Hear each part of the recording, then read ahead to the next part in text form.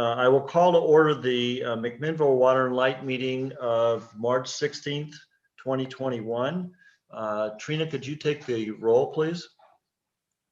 Yes, Mayor Hill will be joining us just a little late. Commissioner Tankersley. Here. Commissioner Gormley. Did you catch me? Here? Okay, thank you. Commissioner Christensen indicated she will be joining us about 6 o'clock, and Commissioner Tate. Here. Thank you. So we do have a quorum. The next item is the consent agenda, and I'm going to take off the approval to purchase the water meters. Is there anything else that a commissioner would like to take off? Okay. No, I would move for the adoption of the modified consent agenda then. That's the minutes of the previous meeting and the update to the bank signers. Do I hear a second? Second. All in favor? Aye. Aye. Okay, it's unanimous. Thank you. Does any of the commissioners have any questions about the accounts payable and purchasing reports? No. Okay, and then John, did you want to introduce new staff now or after Mason, Bruce, and Gerard? Do we want to go ahead now and do that? Well, I think, wasn't there some discussion that we wanted to do that early so people don't have to stay too late? Yeah, I don't see Brent on the call though. Okay, well, let's do new staff now if we have time. Okay. So let's see, we'll start with, so we got Chad here. You want to start with Justin? Absolutely. Thank you, John. So it's my pleasure to introduce Justin Horgan, Mcminnville Water and Lights mechanic. Justin brought his talents here nearly 1 year ago. So we're getting really close to 1 year. It's been a little abnormal year. I don't know if he's seen the inside of most of the buildings here or met half the folks here, but Justin's doing an outstanding job for us, and just like to introduce you all to Justin. Welcome, Justin. We're glad you're here. Thank you. Where are you hiding him? Got a little hole out in this warehouse thing out back here. That's where he's at. Okay. And let's finish this. And I see for the record, the mayor has joined the meeting. So I guess, John, you want to go ahead and introduce Anna? Sure. Thank you. I would like to introduce Anna Wood. She is our part-time CSR that she has been with us since December 28th. And she is doing a phenomenal job with us, picking up things very quickly, getting a lot of calls and a lot of practice. And I'd like to introduce Anna. Hi, Hopefully. Anna. Hi, can you guys hear me? Yes. Sure can. Okay, good. I wasn't sure. My computer microphone is acting up, so I'm this on my phone. Hi. Good evening and welcome.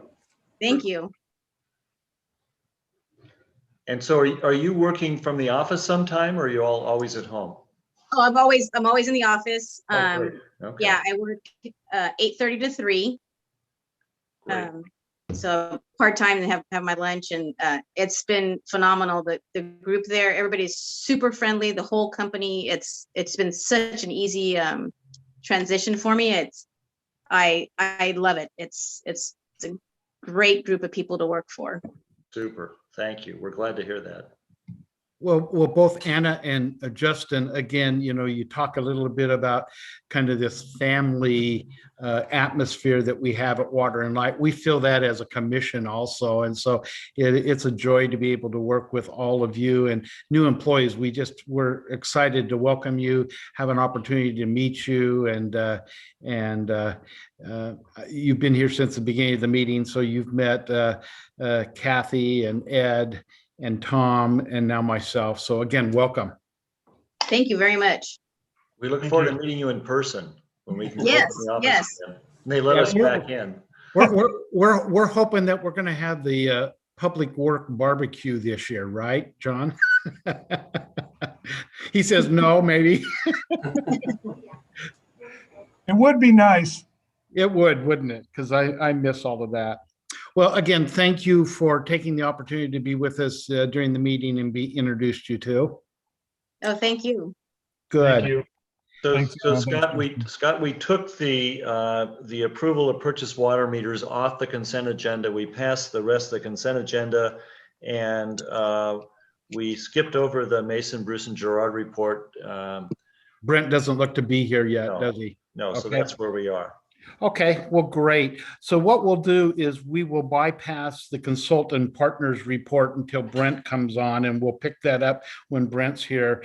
I see no appearance requests this evening. And so that takes us to the staff reports. And so, John, if you'd like to present your piece initially, and it's on the update from the to the commission on the ice storms from February 12th. Go ahead. Sure. So I'll just kind of do some highlights here. The first picture there is from Highway 99. We actually had 2 broken poles. Guy broke, and those poles actually had to be replaced in the same hole. So that took our crew about 24 hours to replace those 2 poles, just because of the complexity of the poles. So, this storm started about 9 o'clock on the 12th of February. Initially, we had 3,000 customers out. Quite a bit of ice. We designed in our service territory for 1 inch of ice, or excuse me, 1/2 inch of ice. We're the medium loading district, is what our design is, and we had approximately 1 inch. So quite a bit of weight. And you can see that from the number of trees that were broken and the amount of damage that happened from those trees. Most of our issues, other than this one, were tree issues. Trees coming down into power lines, trees coming into secondary services, a lot of damage to customer equipment as well, meter bases that had to be repaired by electricians that are owned by the customers. And our crews worked pretty much for 5 days getting everything back in service. I think they did a great job and outstanding. We obviously were much further ahead than our neighbor around us in getting those services back in service. And I'll just add they did an outstanding job, not only the crews, but everyone involved, from the line crews, the customer service reps, engineering, fleet, facilities, everybody, warehouse. It was an all hands on deck effort, and I think it paid off tremendously. So, well, John, just to update the commission, and I think I've shared this, during that time period, I had an opportunity to be on a number of calls on Yamhill County, and we had PGE reporting what they were doing, and they just hated my report because it was so clean and fast.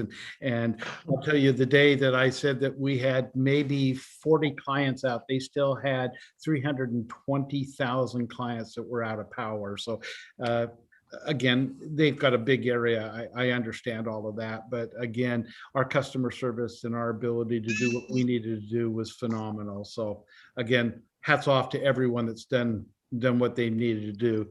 Ed? Mr. Mayor, good evening.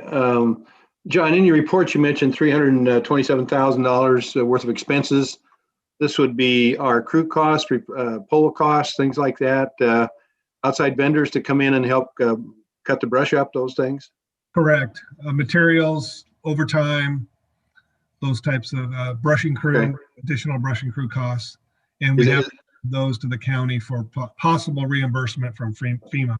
We don't Okay. know yet if we're going to get reimbursed. So. Oh, good. Okay, thank you, John. Any other questions for John? Hearing none, then let's go ahead and let's move over to Mark. And Mark's going to share with us the annual report of Schnitzer Steele's 2020 financial year-end a review. And it's something that we do on an annual basis. So Mark, welcome. Thank you, Mr. Mayor, Commissioners. So RMG Financial Consulting provides a review of Schnitzer Steele, the parent company to Cascade Steel. We do that because of our power sales agreement with Cascade Steel. And so you can see in my staff report the metrics that are required for the so that there's not a credit premium for Cascade Steel. And so we measure these on a 2-year basis. So we look at the current year and the prior fiscal year. Their fiscal year is September 1st to August 31st. So a little bit different than our fiscal year. So when they look at their financial statements, we have them look at them now, or like in the February timeframe, and then we review these with the commission every March. And so not only are they able to look at the prior fiscal year, they also can look at the first quarter, and the operations for Schnitzer Steel were their financials. They, like many other organizations, had some headwinds related to the pandemic, but they did have a very strong first quarter. And as a result, RMG provided a rating that was consistent in prior years. So they did meet all of their metrics for the 2 fiscal years that we look at. So they're in good standing as per the power sales agreement. So just bringing this to the commission for awareness. Any questions of Mark from the commission? Okay, thank you, Mark, for that report. I show no old business for us to follow up on. So that takes us to our new business. And if I'd like to start our new business off with going back to the consent agenda, item C, approval to purchase water meters. And so Chad, I'd have you address that if you would. Yeah, thank you, Mr. Mayor. Yeah, so we went out for a formal solicitation for 1,000 3/4-inch water meters. We did a virtual bid opening. Upon review, after we opened them, we reviewed to make sure that all bids met specifications. And the bid submitted by Mountain States Pipe and Supply made an exception into their bid, basically saying that they did not supply a Mutating disc, which is a requirement that Mcminnville Water and Light has. Therefore, we have proposed to deem them non-responsive and reject their bid.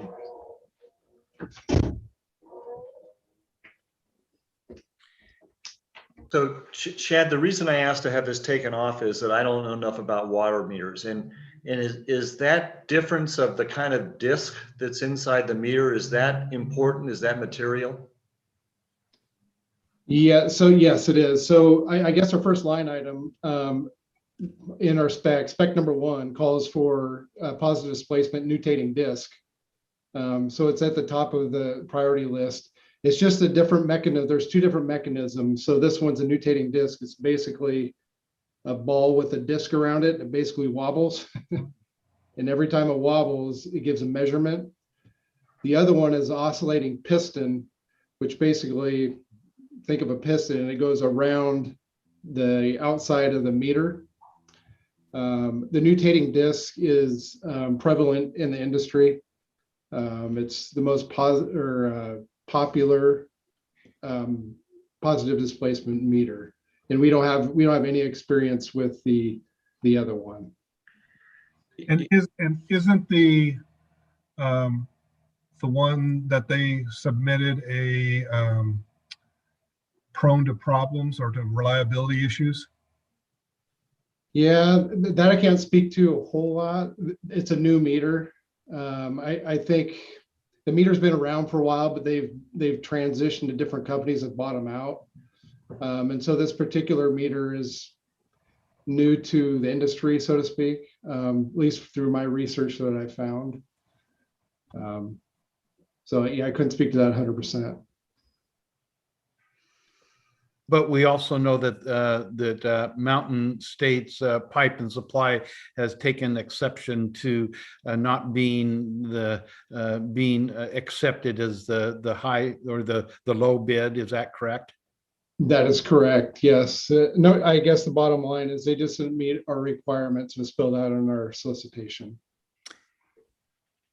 And I think, Tom, that's why you wanted to pull it out of the consent agenda, for us to recognize that piece, and that we could put on the record that we were well aware of that,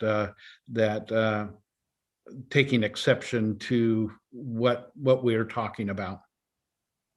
If I might just interject, when you say taking it, this is Sam, Yeah. your lawyer. You say when taking exception, I think that's not the same as protesting. They did not protest the solicitation. Okay. And so they had an opportunity in a formal process to protest the solicitation. That time period expired. We didn't receive any protests to the solicitation itself.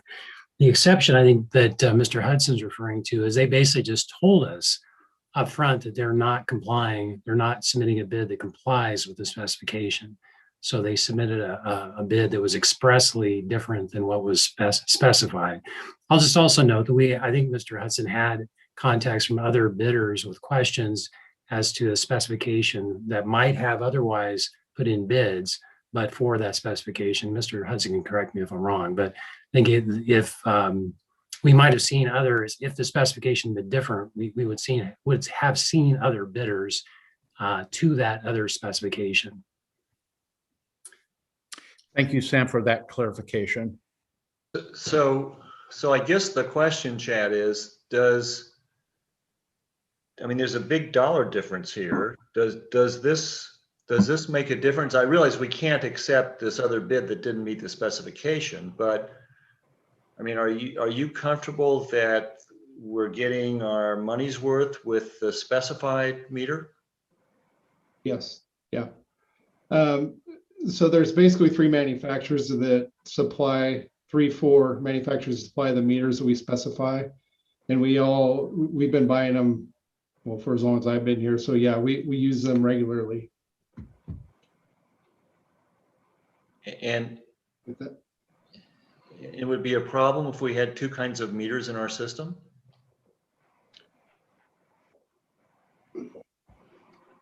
Yeah, I don't know. As far as the different measurement mechanism, is that what you're referring to? Yes. 2 types. Because I think I heard you say that we don't know how to work on these, the type that was bid less expensively. Yeah, I don't know if it's that we don't know how to work on it. We just don't have experience with them. It's something that we've never purchased in the past. The specification just calls out for mutating disc. Yeah, I can add some information in regards to it. I mean, the mutating disc is fairly common. The oscillating piston, I personally haven't heard of that out in a municipality using the oscillating piston type.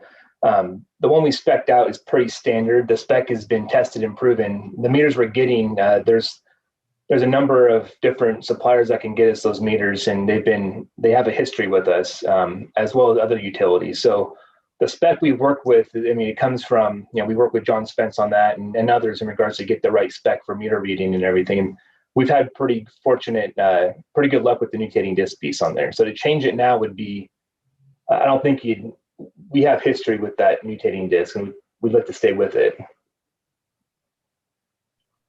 Ed? If you look at the pricing on a unit basis, it's $144 a meter. And these meters are unique in that they have the ability to transmit. And that's why we're buying these, is to automate our reading process. So these are unique of that. So this pricing I know from buying meters, it's a very competitive price. Okay, so Ed, the price of the lowest responsive bidder is a competitive price. It's a reasonable price for us to pay. Sure. Yes. Okay. Well, I guess I'm satisfied. Sam will probably tell us what kind of findings to make. In my thought, I'm hearing from staff that there is a difference between the 2 meters. We spec'd one because we have experience with it, and it's sort of the industry standard. And I hear from Commissioner Gormley, who has expertise professionally, that that these meters are reasonably priced, so we're not overpaying for something that just to get something. And I also heard that this was not a one company specification, so it's not like we specified something that only one company can meet. There are 2 or 3 companies that meet it, so it would be competitive. So I'm comfortable moving ahead. Right. And to the issue of findings in your the memo that Mr. Hudson wrote, there's in his action requested, there's an item 1 and an item 2. Item 1 is the finding to reject the bid from Mountain States Pipe and Supply as being non-responsive, and then item 2 would be the commission approval of the lowest responsive bid pursuant to 279B055, subject, of course, to a notice of intent to award and no protest being filed. Do you need 2 motions, Sam, for that? No, that could all be done at once. I think you could move those 2 things to find those, make that finding, and then move to approve. It's still moved based on the memo and also what was the additional information from staff. Second. It's been moved and seconded. Any further discussion? Hearing none, all those in favor, please indicate by saying aye. Aye. Aye. Any opposed? And so we'll move forward with the recommendation of staff, and it stands approved. Thank you. That takes us to item B under new business. And John, that's our COVID update and extension of emergency declaration. Okay. So as you may know, the governor has extended the current emergency declaration to May 3rd. Our current declaration expires March 17th. Currently, we've had no new cases of COVID in our staff. We've had a total of 3 over the months, but we have not had any recently.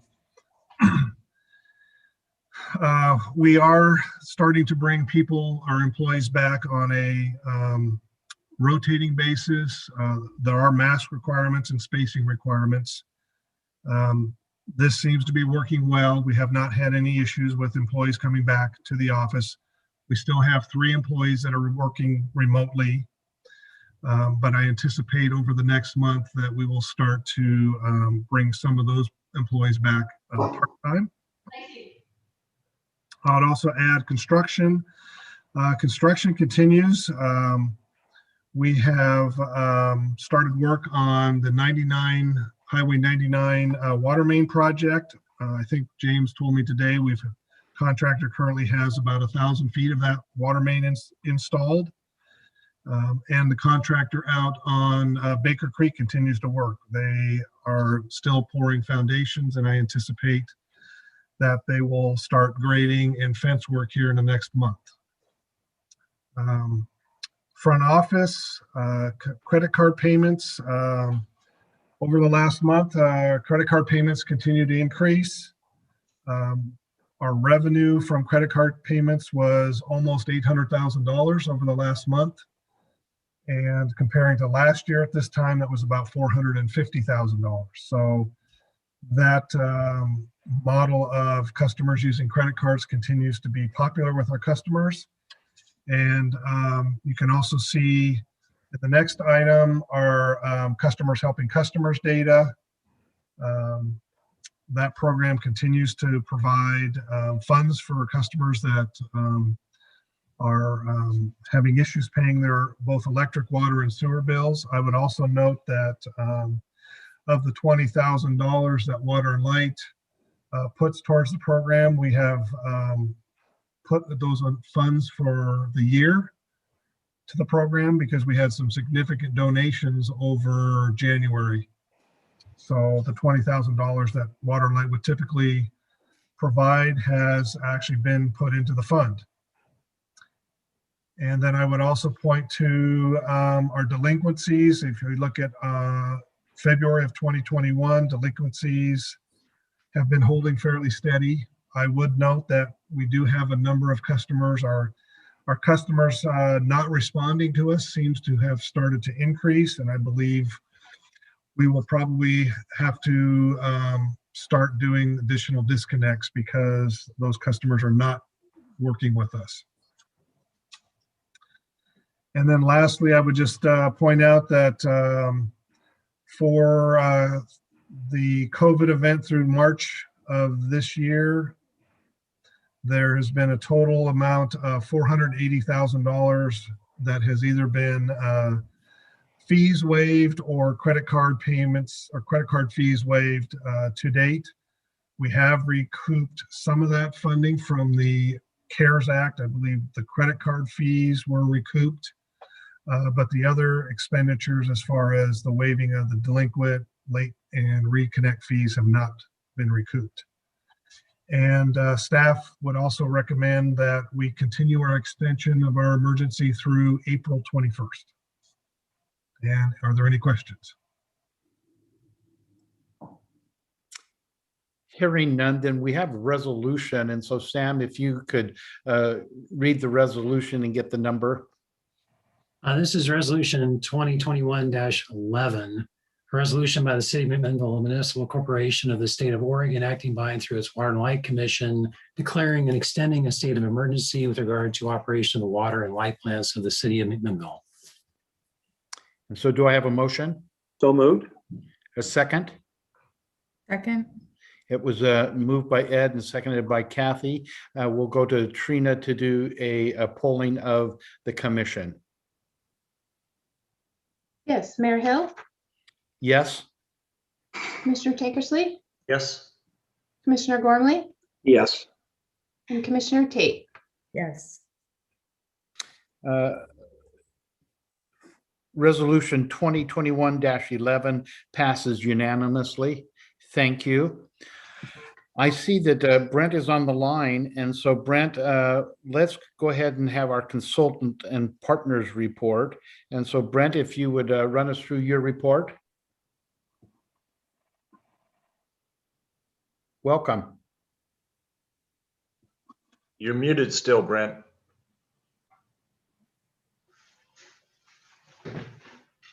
I know he was having phone trouble. That's why he, oh, did he get it? How's that? You're good. Okay, I apologize. I was having phone problems here, and I'm glad the meeting isn't over yet. So thank you, Mr. Mayor. Reforestation is all but complete in the watershed. The 720 road sales complete, 107 road. And the 2 units of the boundary 300 Bald Mountain Road sale are planted. What's remaining is interplanting out there. We've got a few days left that should get done towards the end of this week, and then we'll be all buttoned up for the season. So that's gone real well. Nurseries are having trouble lifting trees this year. Of course, we had a little bit of weather issues, and it's always a challenge to pin down the contractor. So I'm pleased to be all done here middle of March. I enclosed Frank Lumber's 2020 Forest Products Harvest Tax Return information. It's got proof of their quarterly payments and their final payment at the end of the year for our 2 sales. So probably could handle this different ways. They do have they've got that 2-year contract that's completely done, the boundary 300 Bald Mountain Road sale, except for slash piling in one of the units. So I would recommend we release everything but the $25,000 cash deposit for that sale until the pilot's complete. Of course, we could retain one of the bonds, but it's sort of up to the commission how you want to approach that. They have a little bit left, but they've certainly completed all the other contractual obligations. All the payments are good. All the other work's good. The one sale is completely done. So not sure how you want to handle that. That's what I'd recommend, just retaining the cash deposit from the sale that's not quite done. Any questions for Brent? Yes. Go ahead, Tom. So Brent and Sam both, is the cash deposit something that we could draw on under the terms of the cash deposit if they don't reforest? Or is that only covered by their performance bond? I think that's a good point. I think the cash deposit is directed to payment for the timber, I believe, because it goes to it actually twins with the timber payment bond. So unless they were to deposit with that or give us some indication that we could retain it for that purpose. I mean, I understand that they probably would prefer not to tie up their performance bonding capacity, but so I guess I would be willing to make a motion that we release the cash deposit, but keep the performance bond unless they sign something satisfactory to Sam that the cash deposit can be used for the slash filing. Does that make sense? Yeah, that makes sense to me. I think that that's a very good point, that payment, that the cash is really tied to the payment guarantee. So, and Brent, we could hire the slash piling done for less than $25,000. oh yeah, it's probably $4,000 or $5,000 worth of work, you know. Ed, did you have a question? Go ahead. You're on mute. Brent, how soon have they told you that they were going to do the work? Well, the whole reason they didn't do it last fall as they were finishing it is it got so wet, and it's still really wet in there. And like we've talked, I'd really like to push them to do it after fire season in the fall, even, because then we're closer to planting this time next year. You know, as far as the scarification holding up, but they're not going to do it anytime soon. It'll be several months, anyways. Well, I was thinking that if we don't do anything, then would that encourage them to get their stuff done? But it sounds like they're not going to do it anyway. So, okay, thank you.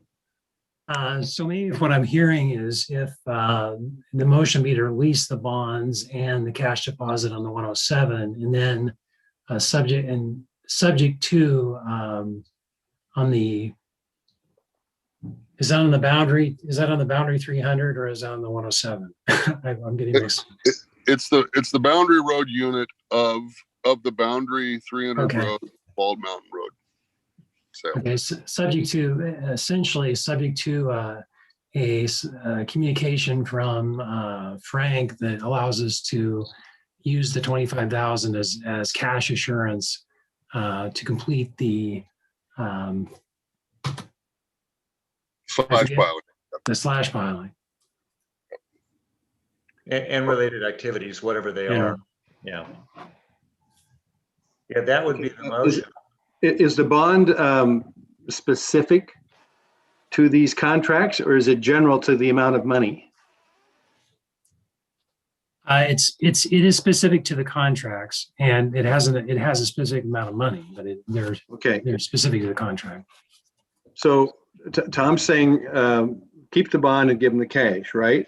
That's the motion? No, unless they provide something in writing acceptable to Sam that would allow us to use the cash to secure the performance of the remaining work under the contract.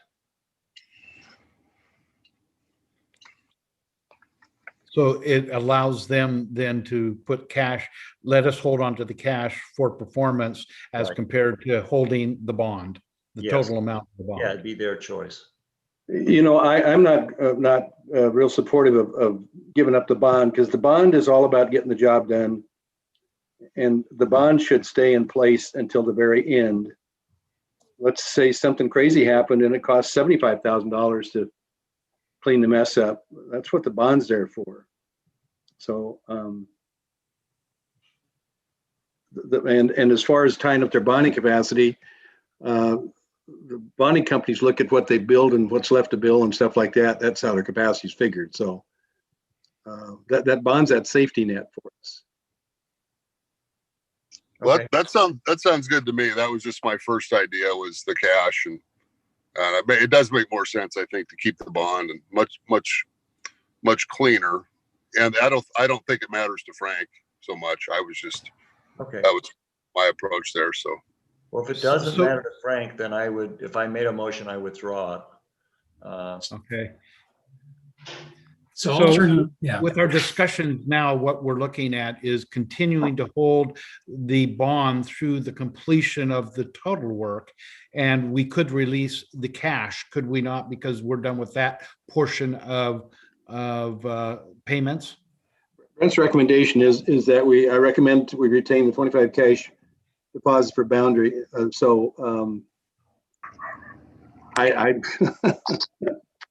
do we really think- do anything, I think where we're headed here is to, and Brent, correct me if I'm wrong, but I think where we're headed is to release both bonds on the 107 road and the $25,000 cash on the 107. And then on the Boundary 300, we will release the payment bond and the $25,000 cash and retain the performance bond. I believe that's what we're doing. That's correct. I withdraw my original recommendation. That's correct, Sam, what you just said there. is the payment bond tied to them paying other people besides us? No, I believe it's just to pay us. It's paying for the logs, the timber payment bond. Okay, because often a payment bond is, in construction work, is tied to paying all the bills. too. Right. No, I understand that. Performance is about getting the job done. Payment's about paying all the bills. Anyway. So Ed, are you more comfortable if we don't release either bond on the job where the work isn't finished yet? Is that what you? I'm fine if we do the one on the work that's completed, but the job that's not done, I don't think we should do anything on, to be honest with you. Okay. Brent, but I mean, will that be a problem, Brent, with Frank? I don't think so. I don't think so. And their main concern with the delaying the work was just wanting to do it in a time of year when it didn't make a mess in the watershed. So we're creating convenience for them by doing this too, right? Right. So I mean, yeah. So no, I think that'll work. As Sam described it, then we'll do just the one completed contract, and that's it. Are we Right, so going we to just, release the cash deposit on the job that isn't finished? That's a bid bond, isn't it, Sam? well, it's both a bid bond that it goes to, it also ties and twins with the cash deposit or the cash bond. So, I mean, we could release it. We would still have the bond. I think we need to do the one that's totally completed, give them everything. The one that's not completed, we hang on to everything. And they're telling us, hey, we don't want to do this anyway right now. It's more convenient in the fall, and that's just the price of them doing it then, in my mind. So, I mean. Well, Ed, I think I heard Brent say, Ed, that they can't do it now because it's too wet. All right, but we would rather have them wait until the fall, because if they do it as soon as it's dry enough in the summer, the brush may grow back up. So it's better for us if they wait till the fall. So based on that, I'd like to release the $25,000 cash, because they will notice that. I don't want to encourage them to finish it before it's good for us. And I think we fixed this problem on future contracts, right, Sam? I'll have to go back and look at that. I wouldn't. Well, we added some language this time on the 2-year contract, Sam. Yeah. That they'll make an effort right. to file. Yeah. I thought that was with reforestation. This is about cleaning slash, right? Yeah, but see, we do the reforestation. Mason Bruce supervises the reforestation contractors. We do it. They just get it ready for us to reforest. Yeah, that's right. They couldn't do that in time here.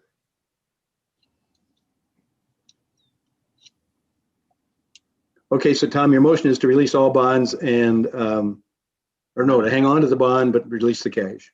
Yeah, to release all the cash and to release the bond on the job where the work is not completed, but to keep both bonds on the job where the work is, I'm sorry, release the bonds, both bonds on the job where the work is completed, and retain both bonds on the job where the work is not completed yet. And release all cash. Yes. Yeah. Okay, I'll second that. Okay, so we have a motion and a second. Any further discussion? Hearing none, all in favor, please indicate by saying aye. Aye. Aye. Aye. Any opposed? And so we will move as presented. Thank you, Brent, for your report and for helping us through this. You bet. I was just going to mention of the end of my letter there, I've got the 2 sales for this year summarized. So we're cutting a little under 4 million feet, and that should bring in a little over $3 million. Of course, we got really good prices again, and Western Forest Products and Boise bought the 2 sales. They're both looking at getting going here pretty soon. So look forward to that. And that is the report. Brent, what's the spot market today for timber? Well, it's still really strong. Cedar now is over. I got a price sheet recently, is over $2,000 a thousand now. Whoa. There just isn't any out there. I mean, I think it's going to be this ongoing lumber supply issue for the foreseeable future. We're just not getting generally we import a lot of lumber in the United States, and we're not getting near what we get normally out of Canada. And so even with a pretty average export market, the domestic mills are, just can't keep enough logs in the yard, can't make enough lumber. Building's real strong. So yeah, you're seeing $800 a thousand pretty much as an average price now at most sawmills. So very, very good market these last 2 years. Any other questions for Brent? Again, Brent, thank you for the report. Well, thanks for your patience getting on the call here. So thanks so much. Have a good evening. You too. Thanks. Thank you. Bye-bye. Under new business, this takes us to item C, Aspire grant agreement for the water purification system. And so Chad, we'll turn it over to you. Okay, thank you, Mr. Mayor. Yes, we're seeking commission consideration of the Aspire grant agreement for water purification system from the state of Oregon Office of Emergency Management. In a prior commission meeting, we updated the commission on the possibility of a water purification system. It's a tow behind dual axle system, basically an enclosed cargo trailer, if you will. After that meeting, we prepared our application and submitted to the state. And we received a letter from the state on the January 25th, informing Water and Light that we were approved for this grant. So what we're doing tonight is we're bringing forward the associated agreement. And there's some terms and conditions in there, as you see, as far as requirements for reporting and maintenance and ownership, but just bringing it forward to the commission. Any questions of Chad? Well, go ahead, Tom. Yeah, I've talked to John about this. When I read it, I was wondering what we got out of it. As I understand the agreement, the state continues to own it. We're required to maintain it, and then if we need it, the state can decide on a minute's notice that they want to use it somewhere else. And that strikes me as not a very good deal for us, but more importantly, it's a trap into thinking we're prepared for disaster, because we said, okay, we don't have to deal with water purification system because we've got this trailer. And then the state shows up with a pickup and takes the trailer away. And we've agreed to that. So I think that by doing this, we would actually be doing ourselves a disservice. And I understand from John that at least one other utility has made a similar decision. So my suggestion would be that the commission directs staff to go back to the state and say, this doesn't make any sense from a looking out for our customers viewpoint or a disaster preparedness viewpoint. And, if you're going to insist on this, thanks, but no thanks. But why don't we try to do this in a way that makes more sense? And then another question for John would be, if we feel that this is really important to our emergency management process, how much would it cost for us to put a like system together and fund that and have it under our complete control? I think the last time we looked, it was about $120,000. So if the commission, if the state comes back with the same terms, the question would be, would the commission be willing to move forward with our own trailer? And, basically, I know that Eugene Water and Electric Board has built one, and we could probably get their design and use that as our basis for building our own. Kathy?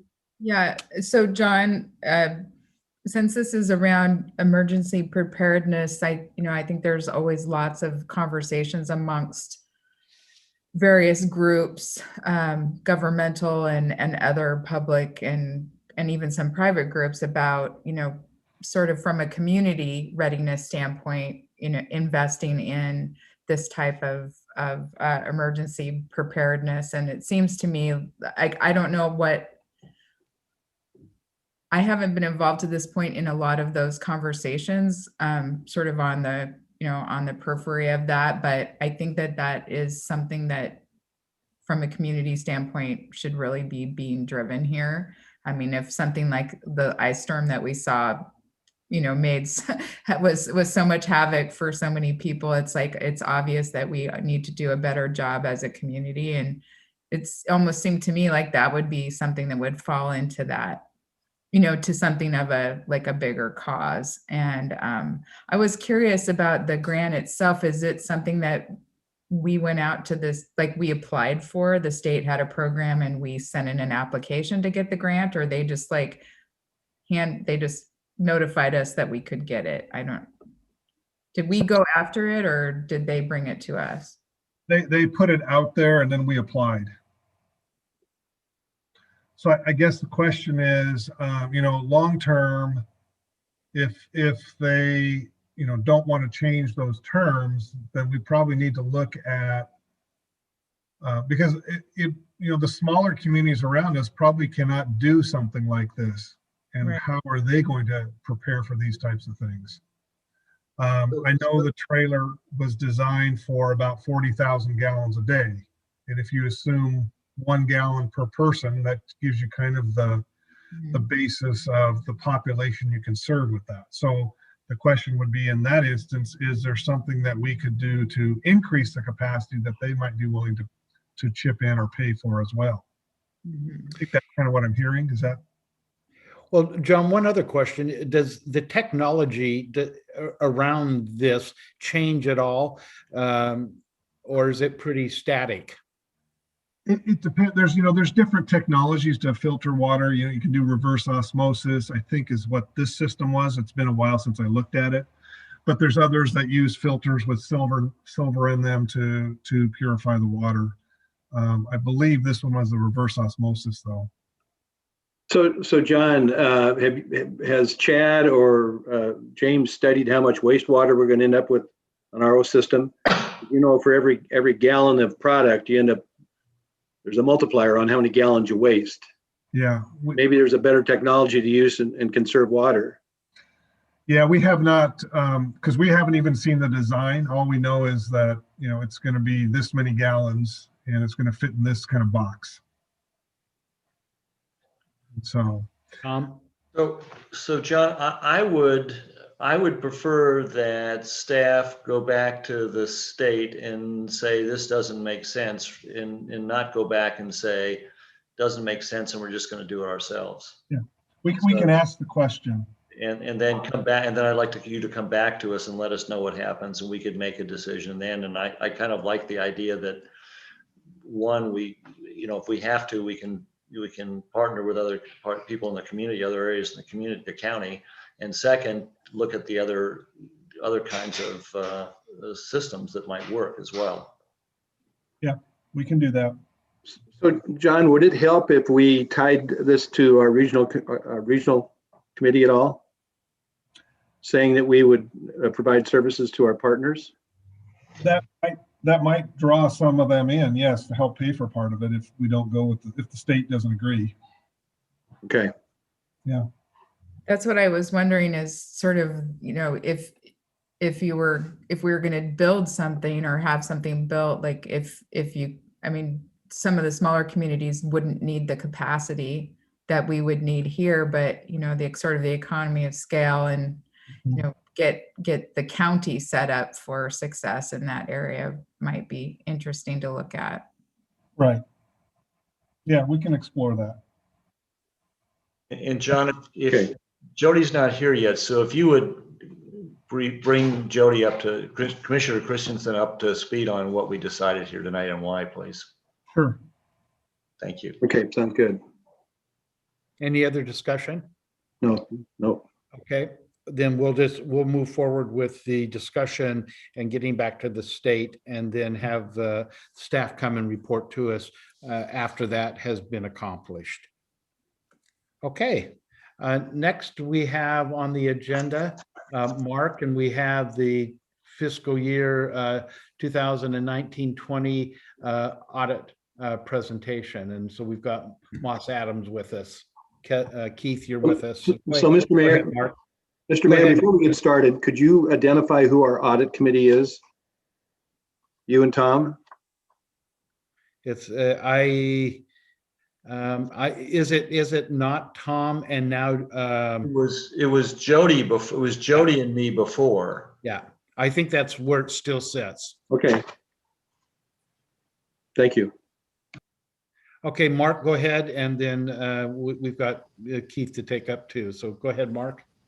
Thank you, Mr. Mayor.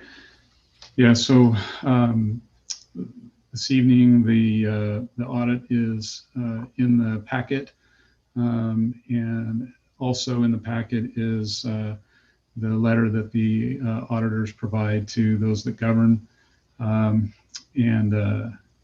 so, as you are aware, we had the audit was initially completed back in November, was presented to the commission for acceptance.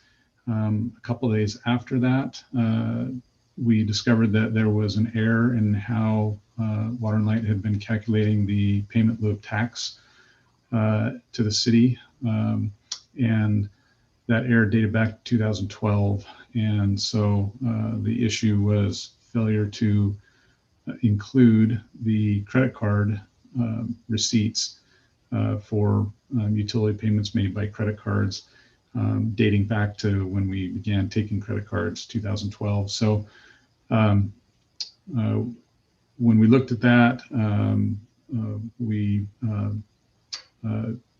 basically pulled the audit back and looked at an adjustment, which I've shown in the staff report. The total amount that with interest that we paid on the 30th of December to the city was just a little over $801,000, and 704 of that related to the audit that we're looking at tonight. The remainder was for the current year period. So those two adjustments have been made, and as a result of that, the audit has been adjusted and ready for commission consideration.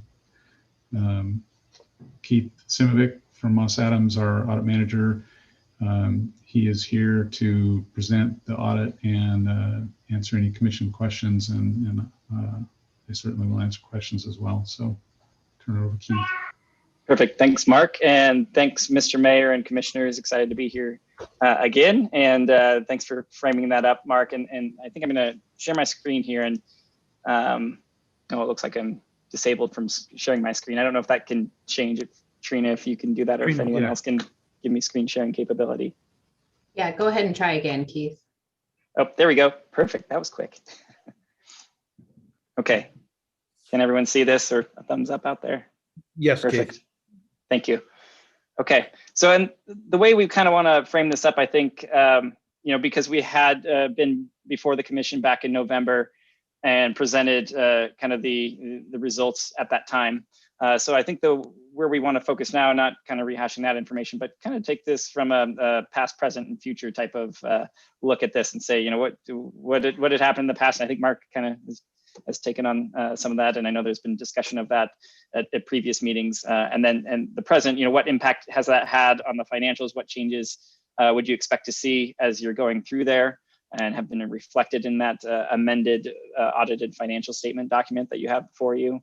And then really kind of looking forward, and what could you expect to see changed in the future? And so that's kind of what we wanted to talk about tonight, and answer any questions that you may have in relation to that. So with that, I will move forward. So really, and Mark mentioned a few of these things, and put out the dollar amount there for the changes that you can see in the financial statement. So once the item in terms of the calculation of the in lieu of tax amount was identified and calculated with an interest component, the portion that was related to the period through June 30th, 2020 was $704,391. So that is the audited, or that is the adjustment that's reflected in the financial statements before you. And that really impacted two line items for the electric side. That's impacting and increasing both of these. So that's increasing the amount due to City of Mcminnville on the statement of net position, and on your statement of revenues, expenses, and changes in net position, that's increasing the tax and tax equivalent amount as well. So you're going to see that reflected in both of those if you were comparing that to the version that we had presented back in November. As a result of that, you're also going to see some impacts on other spots within the financial statements. You're going to see some additional discussion related to this item specifically within the management's discussion and analysis section. That's kind of towards the front of the financial statements. There's always discussion in there on how things change from last year to the current year, and giving some additional management insight on what's driving that. So you'll see some discussion in there when there's overall discussion of changes in operating expenses. So you'll see that within the MD&A. And then you're also going to see there's a footnote within note 1 that's kind of behind the main financial statements. Within note 1, there's a paragraph that's been there on your accounting policy related to in lieu of taxes and how that amount is calculated. And now that there's been added to that, this specific adjustment in transaction and what's driving that, to give the reader a little more understanding of what's causing that difference from last year to this year. And so as Mark said, the version before you, we finalized on March 11th. So that is the final audited version that includes this adjustment and these updates to the MD&A and the footnotes as well. And then in that separate letter that we issue, our communication to those charged with governance, that's where we kind of note any audit adjustments and recommendations that we have as well. So there's an additional item that we have in there for a recommendation related specifically to this transaction and this adjustment. So we'll go through those in a second. And I wanted to take a minute to talk a little bit about materiality, because I'm sure you've got the question of, well, not only what happened, but how did it happen? And so talking a little bit about materiality and how that factors into the audit process that we go through in our final audit reports that we issue. And within our audit opinions, it talks about that, we're giving an opinion over the, fairness and accuracy of the financial statements within a material amount. So that terminology is very important in this context, because it doesn't say that, you know, we're looking at or auditing down to the penny or anything like that. And so how that we come up with that number is driven by professional standards that we have. And it's in general based on some kind of driver, whether that's total assets or a lot of times we're using operating revenues to drive that, and some percentage of that. And it's based on the risk profile that we see. It's an amount that we set each and every year after we kind of talk internally about you know, the internal control items that maybe we had noted in the past year as recommendations, adjustments that we've noted in the past. There's been a lot of audit adjustments. There's been changes in management. You know, areas where we see additional risk, that we'll adjust that. But typically you're going to see that in the range of, you know, 3 to 5% of something like operating revenues is kind of how that gets set each and every year. And that drives everything that we do. That drives our testing scopes. It drives how far, how precise we need to be on our analytical procedures. And I'd say, and most importantly, it's going to drive what we would call out as an audit adjustment, or would it impact our audit opinion? And so it's a very important figure that we note every year, and it's really driving a lot of our testing that we're doing. So I wanted to go over that for a second. As you know, we think back, you know, Mark mentioned this is something where, you know, those credit card payments started coming in, I think back in 2013 or end of 2012 or something like that. You know, and you look back through and you see the amounts that are coming through, and you apply the specific percentage against that that is calculated for the in lieu of tax amount. You know, especially earlier on, you know, it was smaller amounts. It's built over time as those payments, as more and more folks have chosen to take that route in terms of payments. But even with that, you know, each year, it hasn't been what would be considered a material amount. And even in total for the audit, again, if you think back to that 3 to 5% of operating revenues that we're looking at for materiality, you know, it's not outside of that. So in terms of our audit opinion, you know, it's not saying that the financial statements are materially misstated as a result of that. So when we think about the testing that we're doing, when we're, you know, as we're going through and we're doing analytical procedures and testing, if there's items that are, you know, maybe we're seeing variances here and there, but we're not necessarily having to dig deeper and push on some of these things that might be more immaterial, because that's really driving, you know, how far we need to go as we're doing our testing. So that is something I wanted to bring up. And then we kind of fast forward into you know, the present too, in terms of, well, what are you going to see within the financial reports? How does this potentially change those? And at the end of the day, it doesn't. So this slide actually looks the same as what we had presented previously. You know, your financial statements, you're still getting an unmodified opinion on those financial statements that we believe they are materially accurate and reflective of the district's or the department's financial position and results of operations. Our organ minimum standards reports, there wasn't any impact on that we didn't have to do any additional procedures related to those state compliance requirements. So that is the same as what it was before.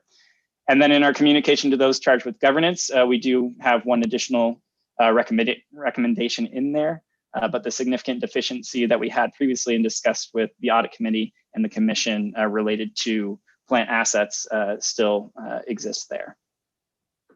So those are going to be the same as what we had presented before. When we talk about additional recommendations in the letter to those charged with the governance, really we're looking at establishing analytical procedures to look at things like this. You know, it's one thing when you have a good, you know, say a good spreadsheet set up and it's calculating this every single month, and you've got a good process down, you know how to get all the reports together and recalculate this. But when something new comes in and changes things, this is where analytical procedures can give you some good insight into if something's missing or off. And so establishing that and kind of doing something similar to the way that maybe this was identified initially, of trending something like revenues in comparison to that payment in lieu of tax amount. And I know that the the payment itself is not based just, I don't think the definition is revenue, it's more of collections, but to get something kind of in the ballpark and just see, is it trending in the same rate? If we see revenues going up, are we seeing that the in lieu of tax amount is trending in the same direction? And so establishing something like that can catch some of these things when there's something new that's introduced, a new payment type or something like that. So that's what our recommendation is. That's the only change that you'll see in that letter versus the one that we had discussed before, along with the adjustment noted. So where do we go from here? Looking forward into the future. So for the audit response from us that you can expect to see, kind of a combination of our substantive testing as well as analytical procedures for this specific item, and looking to see if there are new payment types that are out there, new ways that the payments are being collected, and making sure in the current year's or next year's calculations that the credit card payments have been included in that. So it's inclusive of all collection types in that calculation. And then doing those analytical procedures similar to the ones that we're recommending that the department do as well, and trending those items and seeing if there's anything kind of outside of what we would expect when we're looking at the trends of revenues and the in lieu of tax amount. And then assessing what are those changes that have been made. Are we seeing kind of a response in relation to our recommendation? Are there additional internal controls that have been established to help identify these things in the future and to be able to prevent and detect those before they grow into larger amounts going forward? So that's what's changed. That's where we're at today in terms of the audit reports and what you'll see in there and what's been updated there. And that's what we plan to do kind of going forward. And so I want to pause there and answer any questions that you might have on any of these things or any other areas that you've got questions related to the audit. Thank you, Keith. Let's open it up to the commission for questions to Keith. I'll tell you, I appreciate your slides because it just methodically goes through each of the things and shows the impact that that error had on the financials. So you've done a great job, Keith, from that perspective. So I'll open it up for commission to ask any questions. And go ahead and just speak because I can't see all the commissioners on the. Mr. Mayor, this is Ed. Okay. Keith, could you describe what you would see the analytical tool to look like for the four of us on the commission? Sure. I mean, this is something that we don't see there needing to be anything overly elaborate or complicated. Really, just looking at what is the trending top line revenue, operating revenue for the light division, and doing that each month, comparing that to what the finance team has calculated as that in lieu of tax amount. And so if you're seeing that revenues are going up, since this is based off of 6% of collections, or 3% in some cases, but generally 6% of collections, if you're seeing the revenues go up, but you're seeing that tax amount or in lieu of tax amount kind of stay the same, you'd say, well, why wouldn't those trend in the same direction? So something like that, where you're just really comparing those two amounts, looking at it month by month and saying, okay, revenues went up by a certain amount. Did tax go up by a similar percentage? Or in recalculating, if we just do a straight, maybe averaging or something like that, if you just divide out the in lieu of tax amount as a percentage of revenue, is that kind of percentage staying the same each month going forward? And if you see something that doesn't really make sense, then you could say, okay, well, are we missing something here? And I think that's kind of what happened that triggered this in the first place was a simple analysis like that, and then to say, why wouldn't those things trend in the same direction? And then finding out, these credit card payments that had come online and were newer several years back hadn't been factored into the calculation. And that's kind of, a simple analytical procedure can be pretty powerful in that case in catching some of these things. So should that responsibility be assigned to a person, or should the board expect somebody's already doing that? So maybe I can. Sure. Maybe, yeah. So we are doing that, and that is assigned to our accountant. We actually have two at the moment, but that position is the one who remits the payment, does the calculation and remits the payment.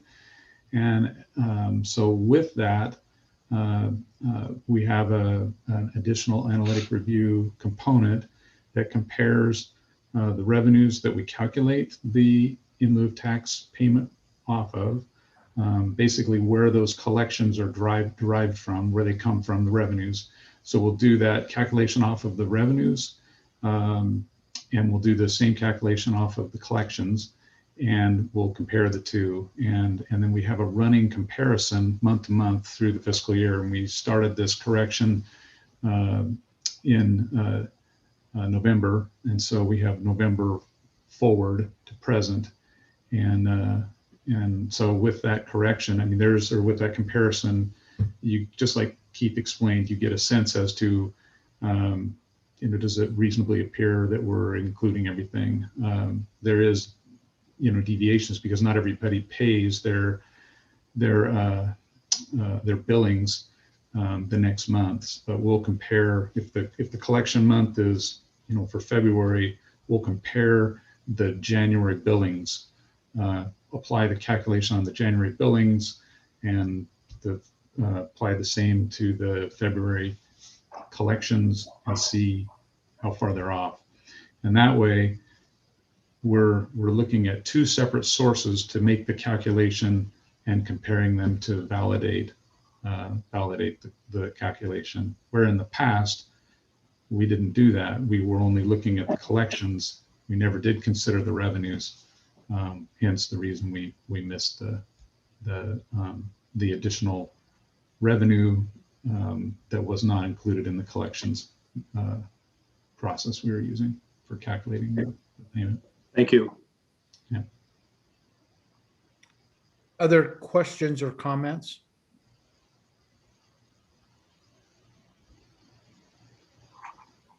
Hearing none. Keith, thank you for attending with us this evening and running us through that explanation and the what we've called the amended audit is, I think, what we've entitled this discussion. Thank you, Mr. Mayor and Commissioners. Appreciate your time. Thank you. Tom? Do we need to accept the amended audit? Yeah. I think we do typically, we always accept the audit, so I think it would make sense to accept the amended audit. Amended. So I move we accept the amended audit as presented this evening. Second. Do we have a second? Second. Any further discussion? No. Hearing. Abstain since I was not part of the discussion. And just before we take a vote, we recognize that Jody Christensen has joined us in our commission meeting for the make note of that. So all those in favor, please indicate by saying aye. Aye. Aye. Any opposed? Aye. So the amended audit has been accepted, 4 with 1 abstention because of not hearing the full presentation. Thank you.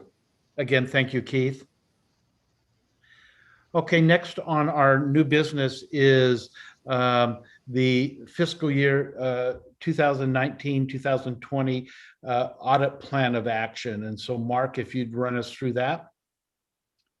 Thank you. So yeah, for commission approval this evening is a resolution that would approve or adopt a work order closing standard practice as an audit plan of action to correct the significant deficiency that the auditors noted in their audit and in that letter that they provided to the commission. And that plan of action then would need to be provided to the Secretary of State, Oregon Audits Division.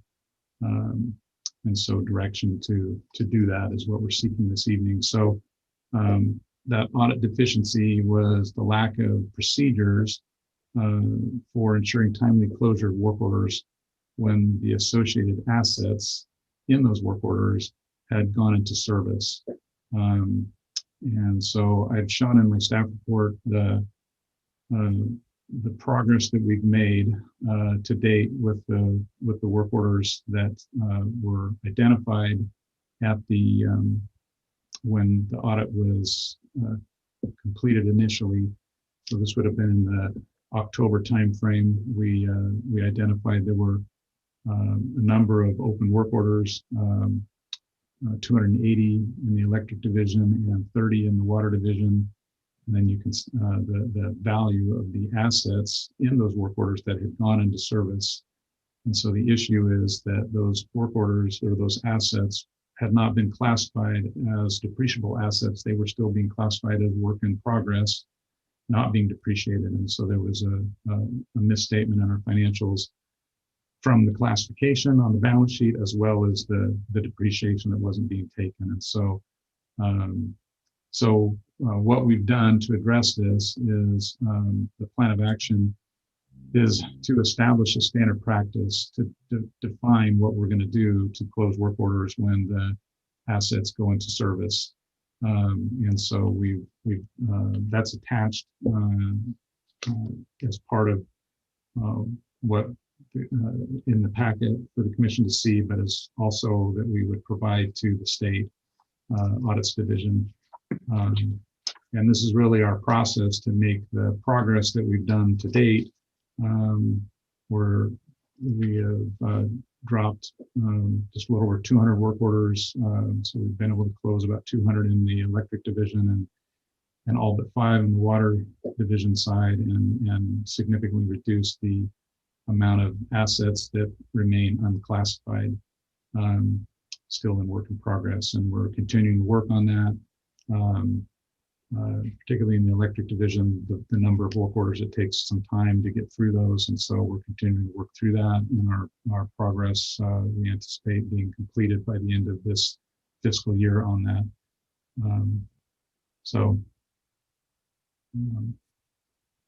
Can entertain any questions you might have. So I'll open it up for questions for Mark.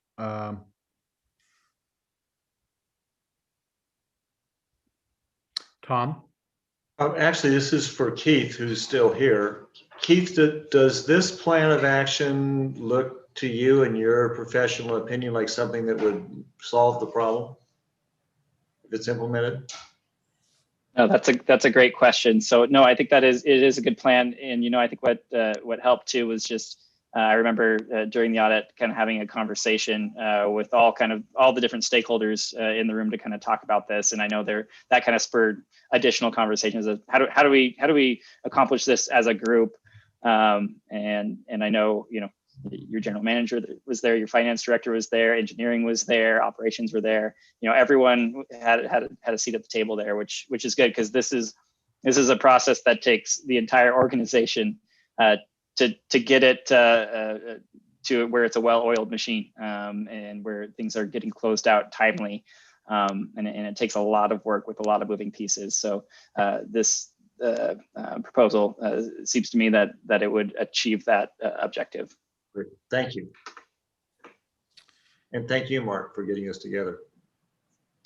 Yeah, I might share additionally that the key to this is determining how to handle costs that come in after these assets go into service. So you have a situation where you're nearing completion, but then there's some costs that are going to take a while to come in. So you're maybe 95% of the way complete, and you have these additional costs that are going to come in, but they're maybe going to be 6 to 9 months out, let's say.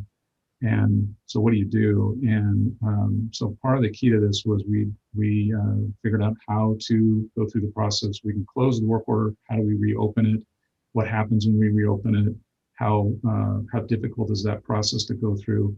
So we vetted all of that, and we feel like we have a pretty solid process now. We know how to reopen a work order, when to do that, and developed a way to manage that so that it works for engineering and accounting to complete timely. That was really, I think, the biggest hang up that we've had. in the past is really not knowing how to handle that. So we've defined that and have procedures to be able to address that. So. Thank you. Any other questions? Discussion?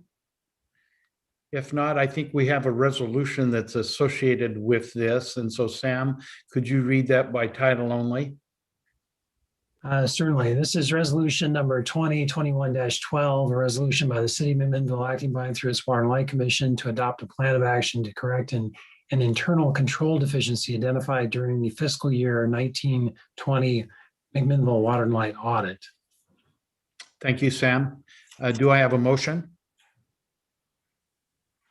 So moved. A second? Second. It was moved by Tom and seconded by Jody. Trina, can you poll the commission? Mayor Hill, Yes. Commissioner Tinkersley, Yes. Commissioner Gormley, Yes. Commissioner Christensen, Yes. Commissioner Tate. Yes. Resolution 2021-12 passes unanimously 5-0. Thank you for those presentations. Thank you, Mark, for getting on that and getting that squared away. That will now take us to our next item of new business, and that is the Baker Creek Substation City Contract Permit Agreement, and we'll turn that over to Scott. Good evening, everybody. So staff is requesting the commission to approve the city construction permit agreement in the attached form with the city of McMinnville, associated cost, deposits, and performance and warranty assurance for the purpose of completing street and storm drainage improvements adjacent to the Water and Light Baker Creek substation. And this is according to the conditional use permit 2-19 and authorize the mayor and clerk to sign. So this is the requirement as outlined in our conditional use permit for the Baker Creek Road improvements that are in front of the substation. So we're in the process of expanding the Baker Creek substation. And we hired David Evans and Associates to do the design of the substation expansion.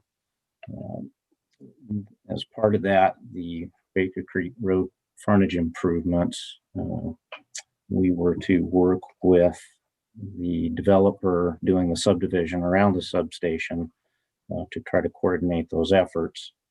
And just timing wise, they moved forward with their frontage improvements before we did. We hired West Tech Engineering, who also did the design for Lennar to do their improvements. And we had them do the design for us, came up with the estimate.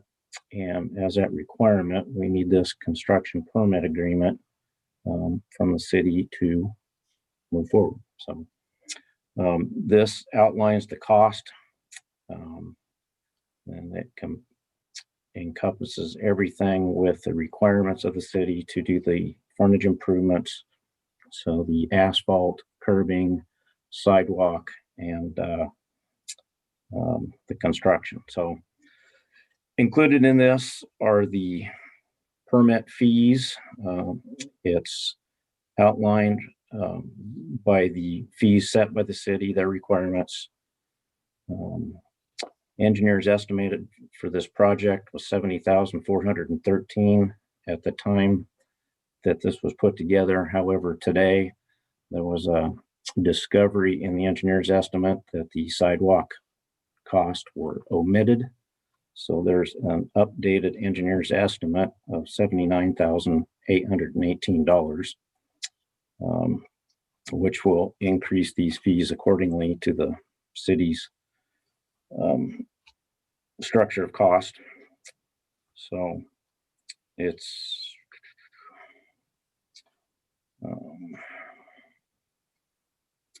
so with this, there's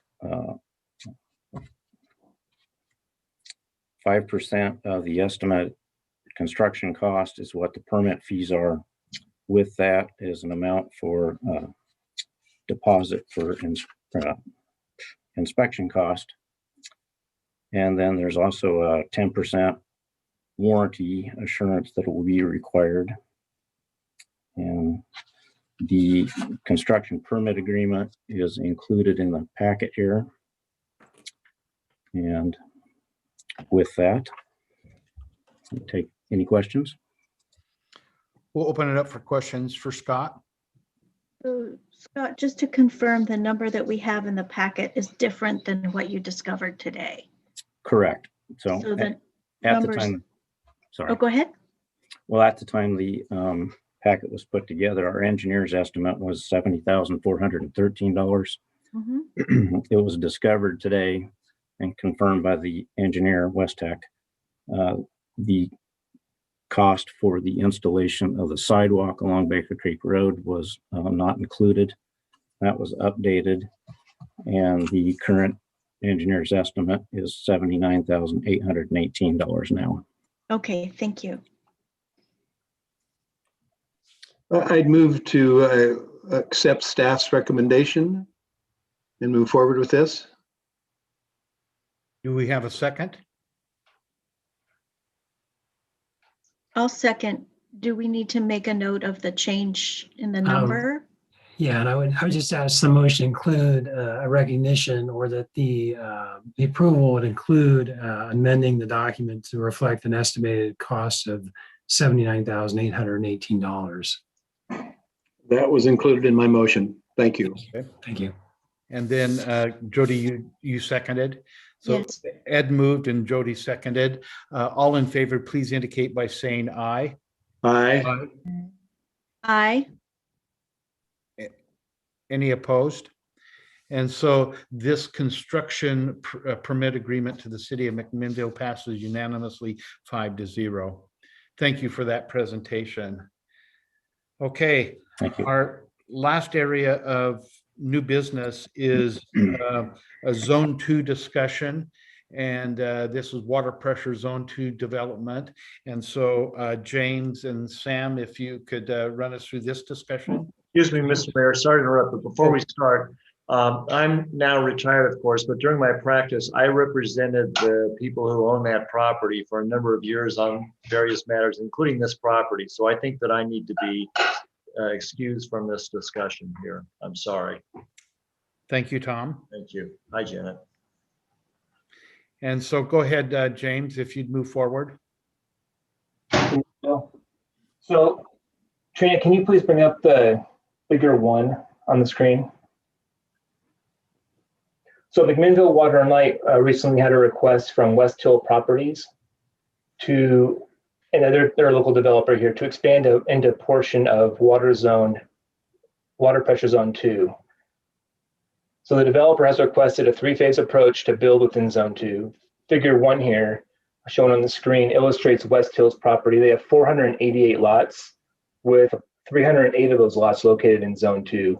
The blue line on the screen here delineates the zone 2 from zone 1. And that blue line is the elevation of that line is 280 feet. So as you can see, we're looking at developing, the request was to develop through a 3-phase process into zone 2. And they gave us a plan. Trina, can you please bring up figure 4 from that I provided as well? The 3-phase approach that's in the memo here, it's in figure 4. They're proposing to begin construction with phase 1 in spring of 2021. And they'd have phase 3 completed in the winter of 2024. The first phase is highlighted in pink. It consists of 18 lots in zone 2, or I'm sorry, 18 lots in zone 1 and 13 lots in zone 2. In order to provide water to those 13 lots in zone 2, the developer is recommending installing individual booster pumps into the homes on the customer side of the meter. Zone 2 is currently in the master plan to be constructed in 2024. However, a funding mechanism to pay for this infrastructure hasn't been developed yet. So before you tonight is 2 requests, and the requests are basically to seek some commission direction in how to proceed with this. Tonight, representing West Hill Properties, we have Miss Janet Clow, Mr. Barry House, and Mr. Paul Silky with AKS Engineering and Forestry. At this time, I'll open it up to West Hills Properties. They have an opportunity to address the commission, and we can open it up to questions after that. Paul, did you want to address the commission at all? No, I'm here just to answer any questions that they have. So. Thank you, Paul. So Janet, Barry, go ahead.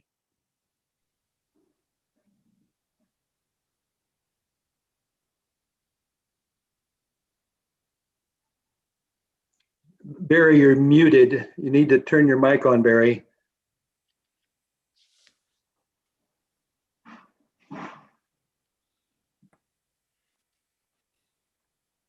If you look at the bottom of the screen, there's a little microphone that you can hit. Right now. There you go. We Is hear you this now. any better? Yep, got you, Barry. Okay, sorry about that. I need a techie here to look after me.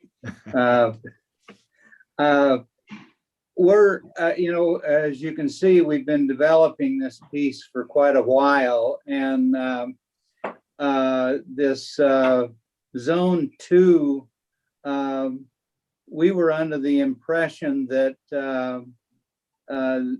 that we've never come up with a cost for doing this, and I guess that's what needs to be developed to a cost for developing it. And then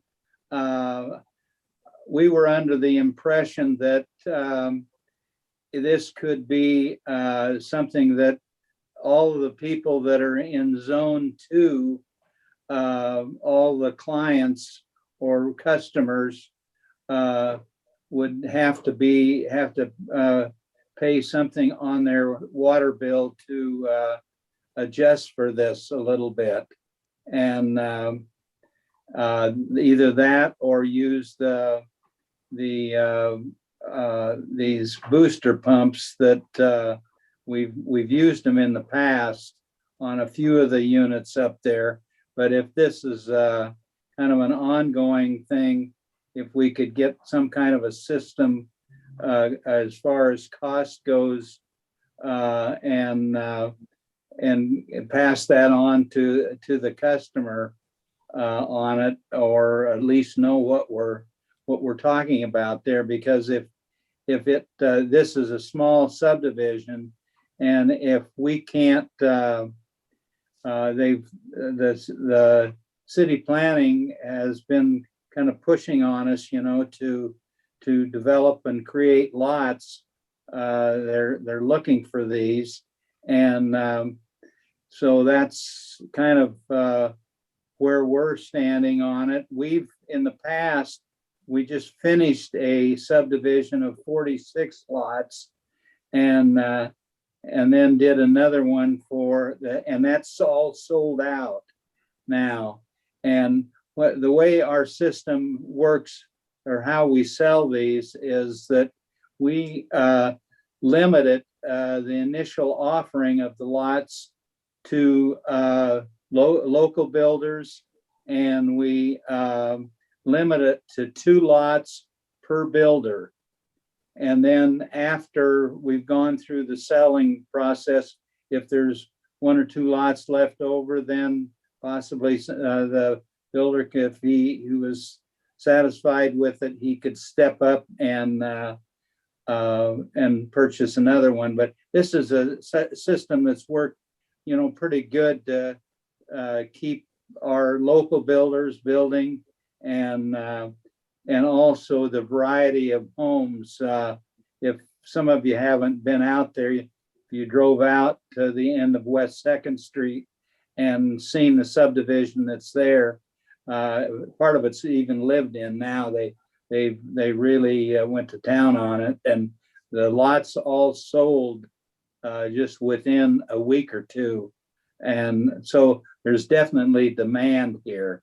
And I think that the city planning department, or they've indicated that too. And so we'd like to continue to keep developing here if we can economically make it, make it work.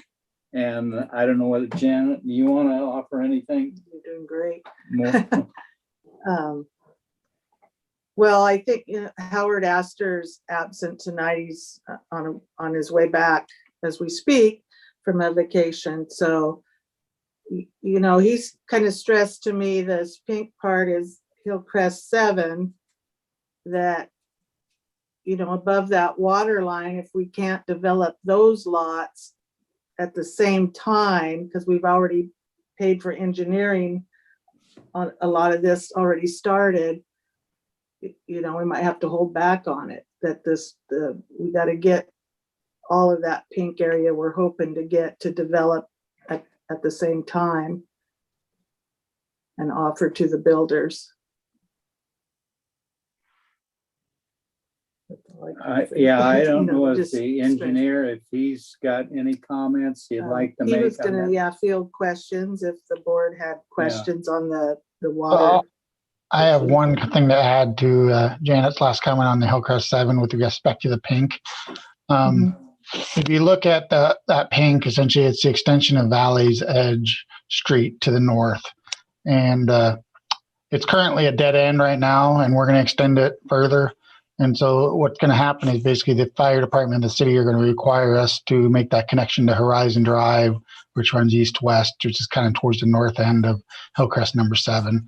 So that's kind of why we are here in front of you to ask that request for that initial intern thing to provide booster pump stations, or not some stations, but individual boosters for a few select lots. So at least we can get those lots incorporated into this phase of the subdivision. So with that, I would take any questions. So what kind of fire flow pressure do you have at any hydrants that might be in that area? So I believe, James, didn't you do some testing on that? We're up there, Commissioner Gormley, and we tested up around elevation 280, and the residual or the static up there was around 40 psi. As you know, we need to maintain a minimum 20 psi in our system per state requirements. That was in the winter months. In the summer months, with our fluctuation, it would most likely drop to something different, lower than that. But the thing is this: in order to have our infrastructure installed, not talking about zone 2 or zone 1, but just in general, putting pipe in the ground and pressure, we have to make sure we have meet the requirements of having above 20 psi. In reality, that means we want to be around 40 psi, just so we have a buffer there. Anything between 20 and 40, you're going to have a pump on the customer side of the meter. But fire flow would definitely be a concern on the hydrant. But we did go up there a couple weeks ago when we did test at elevation. It was approximately 280, and we had a static of 40 psi. Did you try flowing the hydrant though to see what flow rate you had? We flowed it, so we got a residual, and the residual I believe was at 39 psi. So what were you flowing? 1,000, 1,100 gallons, or what? It was around 1,000 gallons. Okay, so that would meet a fire flow requirement then. Okay. Yeah.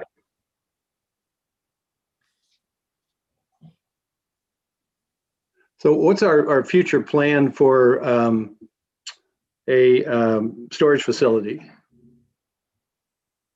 at that higher elevation? I know we talked about it years ago, and the time's getting close by. So our master plan calls for a reservoir. I mean, we've done some preliminary work before. People before me obviously have done a lot of work in regards to acquiring easements. We have a reservoir site cleared.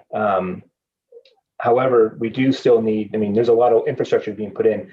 The master plan has a budget item in there for $8 million to install, upgrades to the pump station, water transmission main, reservoir, and so forth, to get water up to that point to provide adequate fire flows and just water to zone 2.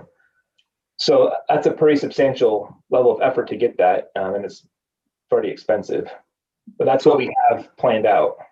So have you converted that to either be a front end charge or a front end and a monthly charge for the residents who are going to live there to support that?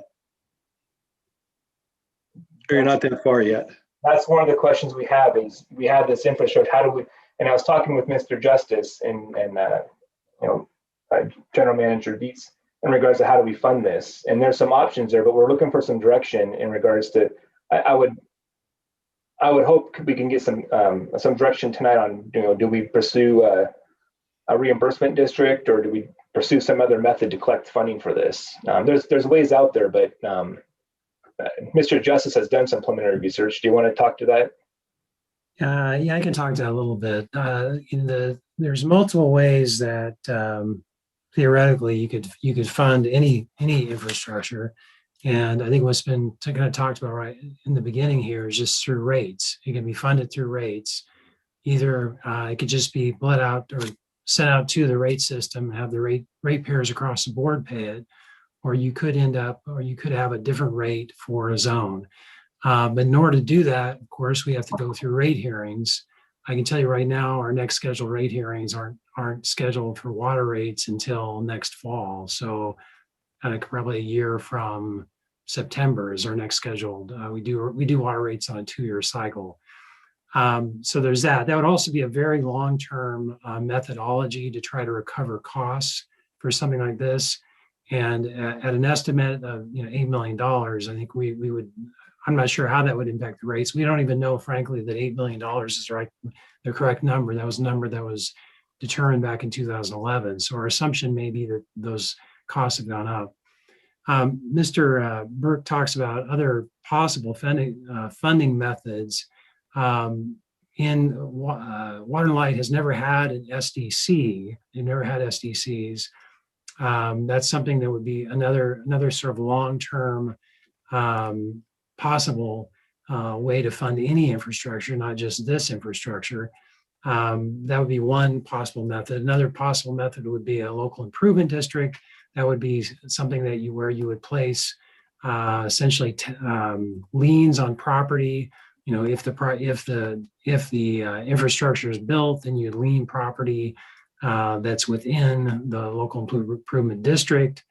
That has its own set of sort of unpleasant consequences for property owners because of the creation of property liens. Another method could be a reimbursement district. Reimbursement district is a methodology where a developer or the city would essentially front and finance the cost of the infrastructure. And then over time, as properties developed, each property would have to pay its proportionate share of that development as property came into the system. It's a reimbursement districts are commonly used for sewer transmission, water transmission. They're also used for roads. It kind of puts the burden and kind of the risk on either the developer, it puts on whoever finances a project, whether it's the developer or the city. And it looks to recover the costs over time, maybe over 10 years, 20 years, 30 years, and probably would work well or could work well in a situation where you have a large tract of land that's undeveloped and you're going to have development out into a tract of land where you're going to have the opportunity to recover those reimbursements over time. So that would be another methodology. To utilize any of these methods, Water and Light would have to first establish enabling legislation. Unlike the city, in a lot of cities, we don't have an SDC ordinance or an SDC rule.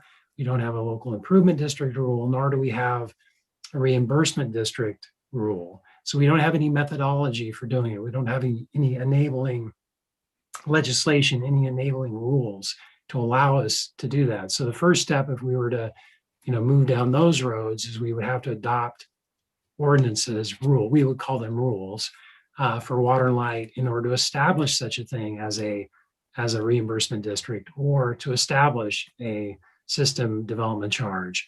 So that would be a first step.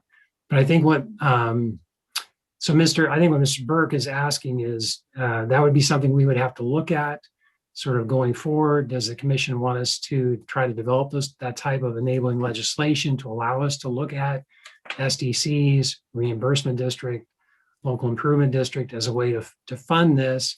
Or does the commission expect to fund the Zone 2 project out of reserves, out of its system reserves, as it funds other projects like the transmission main projects and things like that. We're improving and replacing the transmission from the water treatment plant down to the reservoirs. So there's a policy question here as to kind of who pays for this. Does the development pay for it? Is it paid for out of the development itself? Or is the cost of it placed on the rest of the customer base? And the other kind of a sub question is, if you're going to do it that way, do you eventually make a different rate for that specific customer base? But certainly an $8 million project is going to eat heavily into our water reserves. It's not that's not an insignificant amount of money. And so making decisions and allowing us to move forward, it is, I'll tell you, as you saw in the memo, the system improvements to put a reservoir up higher on Fox Ridge is in the Water Master Plan. And currently under the Water Master Plan that was developed in 2011, if you follow that plan, is scheduled for completion in 2024. So these improvements wouldn't be expected, and water wouldn't be expected to be delivered under our Water Master Plan to those areas until 2024. But that's just a plan. It's a plan without, without approval from the commission. The commission has to approve that and provide funding for it, either through reserves, through bonding, through some type of funding source like a reimbursement district or a LID or something of that nature. But those are all policy questions that relate to money and how to fund such a thing. So Sam, you said what, 8 million in 2011? I believe, James, is that correct? Am I correct on that, or was it 8? So we're looking at steel prices just in the last couple of months going up 15%, and I can imagine it's probably 12, 15 million now. Going back to when Paul Elias was manager, going back to when Kim Carr was manager, it was always planned that the cost of this was going to be a function of those wanting to have the service. And so if let's say that we have this $8 million investment, how many homes or meters are going to be served by this? Does anybody know? Can you estimate? Or I think in this project with this property owner, I think, James, you were indicating it's a little over 300 meters probably, but in zone 2, the entirety of zone 2, that's I would probably guess at least twice that number, or 3 times that number. I'm just estimating. James may have a better idea. I don't. It's hard to speculate the number. I mean, we can say 308 in zone 2 at this point. To speculate further than that, I'm not sure. I mean, that would be a speculation. You said 600 meters possibly. Is this the Vieira properties where this tank would be, storage farm would be put, Vieira's property? You would have 308 meters in zone 2 with this property we're speaking of tonight. But approximately. Where would the tank be located? On the Vieira property? Yes. Yes. Okay, so really how many lots or how many meters could that potentially serve? We'll say over the next 10, 15 years. Well, we know this development, there is other property, but we don't have a number because we don't know how many lots could be served off each piece of property. Yeah, the other thing to keep in mind is that the development will, at this stage, really can only reasonably be expected within the UGB. So you have areas between the current development and the reservoir that are outside the UGB.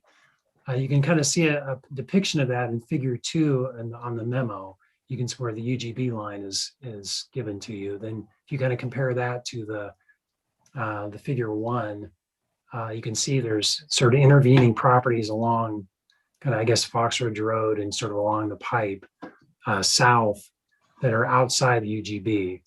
But the zone 2, and I don't know if, James, you have another map of zone 2, but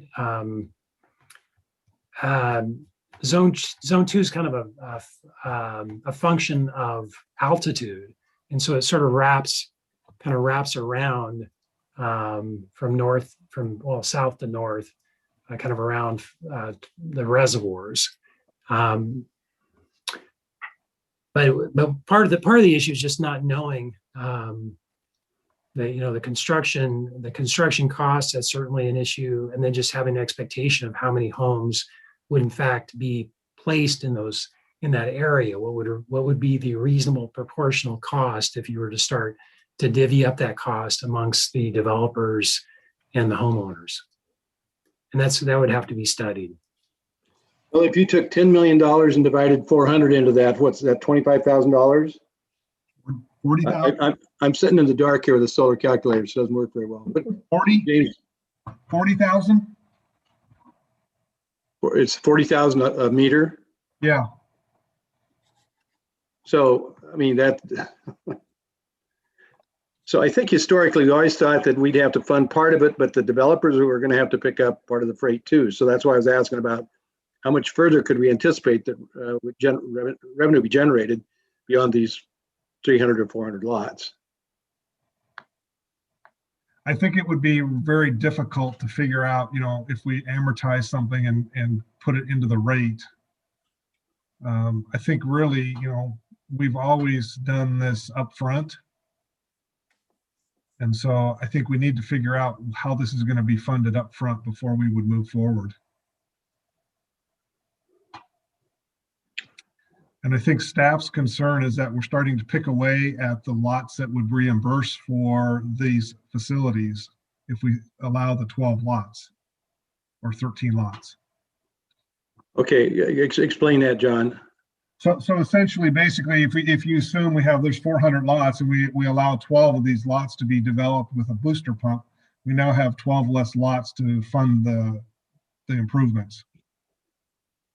Well, what if you put some restrictions on it that at some point when it's developed, they've got to pay a fee? Well, it's going to be a pretty big fee. And I think that's, like Sam was mentioning, that's a pretty big pill for somebody to swallow. Yeah, I just looked at a calculation of, let's say, $10 million, and let's push it out to 30 years. That's a long time. And 600 lots, that would be about a $46 a month recouping over 30 years.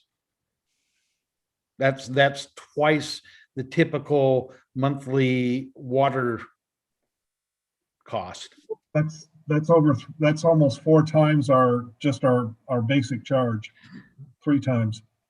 Well, I think last month when we had somebody come and talk about water rates too, that was grandfathered in on a special issue a long time ago.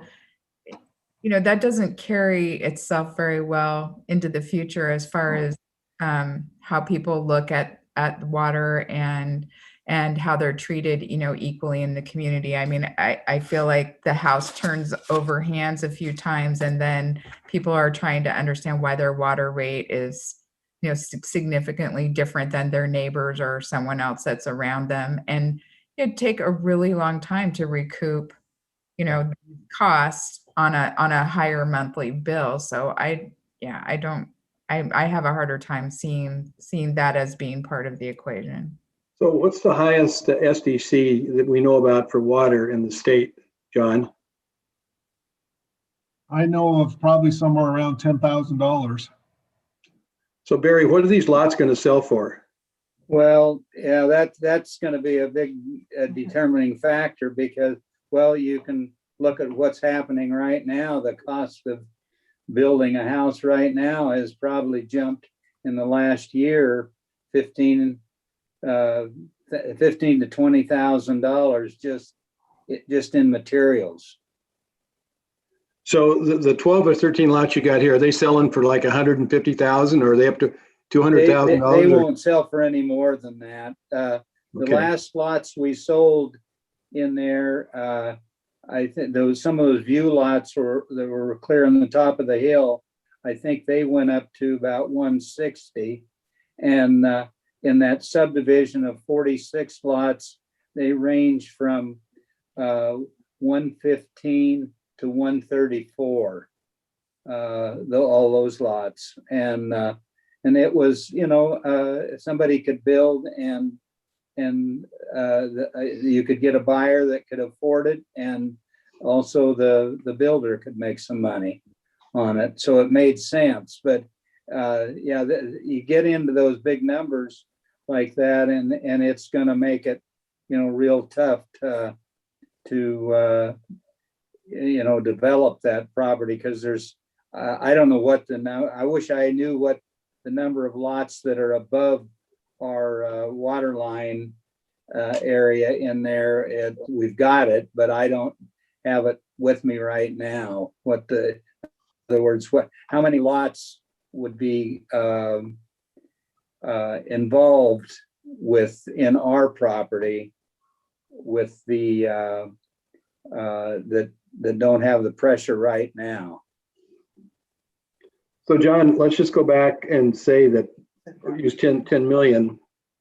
If we say half the cost needs to come from the user, we're talking maybe what, 5 or 10 or 15 grand a lot. Say that'd be 6 million. So I'm thinking, going back to, we've had these conversations with Paul and Kim, and that is that, we have some responsibility to build the infrastructure, maintain it.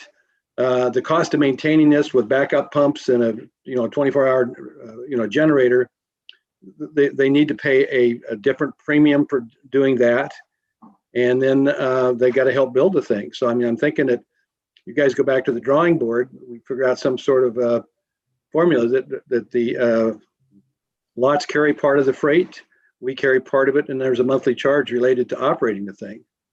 Well, and so, that's one of the things we talked about is, just probably the operating costs, with the pumping, the pumps, the tank, the electricity, the generator, you're probably looking at somewhere around 10 to 15% above our zone 1 rate just for those costs. And then you have on top of it is what other infrastructure costs you're going to have, capital costs. And so, what we've always talked about is really where this probably makes the most sense is trying to maximize the number of lots and find out how many lots are potentially up there that can be built. That's really what we need to know. And I got to think, even though we've got the urban growth boundary as an issue, that there will be expansion because the fact that Mcminnville has no inventory. Right. And I think that needs to be accounted for. We did talk to the city about, going above zone 2, and there's really no option to go above zone 2 because of what properties up there. It's just not really buildable. The slopes are too strong. Yeah. But what we really need to know is what the potential number of lots that could be built with where we're at today. I know there's additional property that's in the UGB up there, but I don't know how many lots that would support. So I was going to follow up. So we have 308 lots that we can serve within the West Hills Properties Hillcrest PD. So that's what's currently been approved and is ready for moving forward in construction. The reason that basically the current properties that are within the UGB do not have a number of lots is partly because of this reason. There is no water. They don't have roads to them. So there's all these other obstructions that basically is limiting the development of that property. So and that's part of the reason that we're here today trying to help facilitate this. So and then somebody had a question on SDCs. SDCs for water can range anywhere from, I'm actually looking at a document that was prepared that range anywhere from about $3,000, 3,300. City of Wilsonville is about 9,600. City of Hubbard is about 3,300. Newburgh is 5,700. So there's quite a range of SDCs for water. You said Wilsonville's 9,600? 9,600 is Wilsonville, yep. So they're the highest one that I have on my list right here. So we get to enjoy the Willamette River water for 9,600 bucks. You would think right next to the river they wouldn't have such high fees, but it's what's costing to build that plant, I'm sure. Yeah. Yeah, I would just say, What direction do we need here, folks? I mean, well, I guess a couple of things. One, just on the financing end of it, probably just generally, do you want us to look and try to bring back to you enabling rules related to SDCs, LIDs, reimbursement districts? Because we have to have that before we could even start that process to do the studies that would enable us to do an SDC or to do a reimbursement district. So it's a process to move forward with that. well, I think the cleanest is an SDC and not get into Bancroft bonds and all those other many things we do. I would think SDC would be the cleanest. Bancroft bonds are, yeah, the LID. The LID, you do a Bancroft bond, I think, to pay it off over time. So yeah. So I just had a question, Sam, for you on the timing of I guess, working through what an SDC and then the process. Are we looking at several weeks, several months? What does that look like? Yeah, I'm thinking, I would say several months. I don't think it's going to take, it's not a matter of weeks. Okay. And then, yeah, the other, just to, excuse me. I was just going to say, just so the property owner kind of has an expectation of timing. This doesn't happen within a couple of meetings. This would I don't think so. Several months. The other questions for you, the specific question the developer has come to you with is the question about the 12 lots. I don't want to ignore that question where they're asking for authorization to build above the water line, so to speak, and put in individual booster pumps. And in essence, your decision there is kind of a rulemaking. Are you allowing for that? Are you allowing for that in the system, or you're not allowing for it in the system? And you are the rulemaking body for water and light. So can I ask another timing question? So Sure. If we did something where we the pumps would be something that we would say sort of as a phase one of the development to allow the property owner and developers to move forward in construction, with the caveat that those would sunset when the new system came online. How long is it to get to the preferred option of the reservoir? What time frame does that look like? I'm gonna punt that question probably to Mr. Burke, but the first question, as far as the sort of, the kind of legal aspect, could you do it sort of allow it with sort of some kind of financial framework? I don't know. Right now, we really don't have that financial framework. If we had a reimbursement district option or something else where we could assign a value, we do have an obligation only to essentially assess people in a proportionally to the burden they're putting on the system. So we need to know that. We need to know what kind of proportional burden is being placed on the system. Mm-hmm. And so we're trying to be fair to property owners, to people that are building. And so that's also a bit of a dilemma to try to figure that out. So that's a hard question. But then I defer to maybe to James for the how fast or when that can be done. Yeah, I mean, you're going to have to design it and then build it. So the first step would be to get some conceptual drawings and some cost estimates and come up with what you actually want to install for infrastructure. So you're looking probably, I mean, if we had to go ahead to go do it, you're probably looking at a year, 6 months conceptual, 6 months design, and you could probably have it built by 24, 25 if you pushed it. But that'd be a pretty aggressive schedule, because you're not just looking at pipe in the ground. You're looking at a pump station.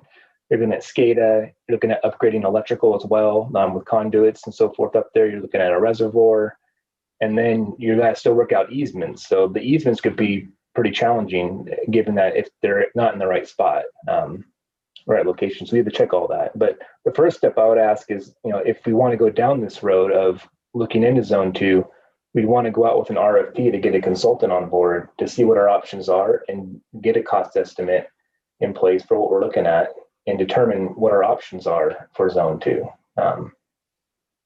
and see what the next step is. And that would be in the next year's budget. And we'd come back to commission and present our options there. And they could even probably give you a couple options, 2 or 3 options, with our assistants coming up with what our options are for a long-term Zone 2. So I'll just end with this. I'm not trying to get creative financing here, but I am working with a community that has plans to build a larger facility, but they have kind of a what I would call a phased approach to a septic system and then an eventual sewer system. They've built in the cost of the sewer system into the first part of that process. So they have a septic system, but they've built in a monthly cost, and they're banking that money for the future build out. So I wonder if there's a way that we can, I know the housing shortage, right? And so I'm just trying to figure out how we can support a development, not put our users at risk or the planning at risk, but still facilitate the ability for them to move forward, but in a cost-effective way for the future monthly payment that we would be instigating. So I think the issue tonight before us too is that we've got this request to allow the pumps to be installed in these 12, 13 lots, right? So I know there are other lots around that have pumps. What's the story there then? Well, there is. I believe it was back in 2004 or in the early 2000s, through an extension agreement that got brought forth through commission, that was up in the same area here. They installed, I believe, up to 12 or 13 pumps in above elevation 272. So those homes currently have pumps in them. And we do have redundant infrastructure up there to where if we were to build a zone 2, my understanding is that water would be able to be provided to those houses. So I sense tonight staff is not in favor of allowing these lots to be developed. That's correct. Could you tell us what's there, the reasoning? Because we're not sure that they're going to pay any portion of the cost to develop the zone 2. So like Sam said, they're not going to pay their proportional share of that, but they will get the benefit when zone 2 is built. So could we just arbitrarily pick a number and say we put an assessment on, it would take care of that? That would be something we'd need to talk with Sam about. I'm not sure we could even do that. I could say just as a rule, we really shouldn't do anything arbitrarily, but I suppose it's possible to come to an agreement, but if you're asking for the commission to make a decision about a required cost, we have to do it on the basis of some type of study, some rational basis to proportion the costs. Can I ask for a clarification from James? Because when we started out this discussion initially, when we were asking about testing in that area, it sounded like the initial report was that you got to 40 PSI. PSI at that location, right? And that was enough. Well, it's barely adequate in regards to 40 PSI. So for our system pressure, the state requires us to have 20 PSI in our system. So we're talking about at the actual meter itself at the house, you have to have 20 PSI. The range between 20 and 40 at the meter, this is the connection service to the house that the state requires us to have. If it's at 40 or below, you're most likely it's classified as unacceptable water pressure. So you're going to have to put a pump on the customer side to push water up. So our main concern from this, my main concern is regards to our infrastructure. We want to make sure that water is at above 20 PSI at all times. And in order to do that, we have such a large fluctuation within our system. We want to make sure that it's around 40 PSI up there. And that 272 mark is that 40 PSI mark. We've confirmed it out in the field. So that's kind of where we're at in regards to that. Yeah, thank you for that. So these 12 lots absolutely fall outside of that or risk falling below an acceptable PSI if they were added to the system, or because of their elevation height, they would never get to where they needed to be. So that is correct. The elevation, the highest service connection that was provided was at 286 approximately, and within those houses in the pink zone. We may have houses that are, around the 286, 290 mark at the service connection. Currently, I don't have confirmation on that, but I know we have service connections around the 280 mark. Mm-hmm.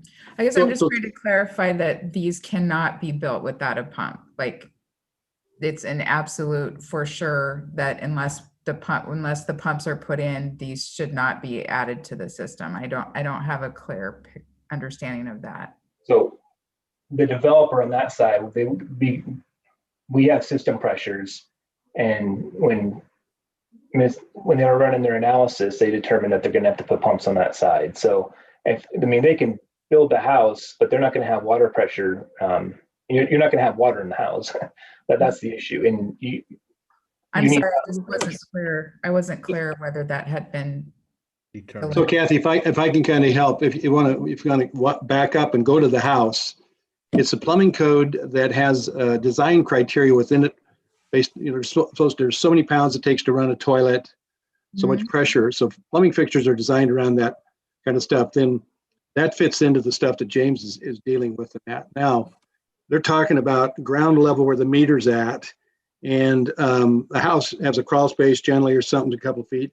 Even if it was a 2-story house, you could lose, 10, 12 pounds pressure immediately and stuff. So the homes that I'm familiar with, they already have pumps. They work fine, but they do go out, and those people have, minimal, no pressure.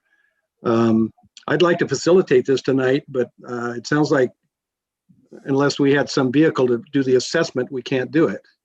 So maybe we work on trying to figure that out in the next month or so, and try and come back to these folks in a couple, 3 months with an answer that an assessment that would relate to those 13 lots. I think you've got other lots you can build on, right? These are not, you said you had 380 lots ready to go or something, or 300, and I forget, you had a number in excess of 300. No, we have 300 lots that are above the 275 elevation line. We have about 84 that are below. Okay.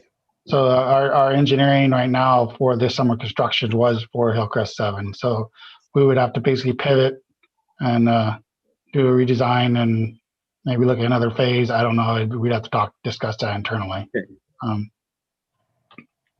And Ed, I can support that. We put this on the docket to do that initial work, so that we can make a determination how we want to go over the next two months or so, as you suggest.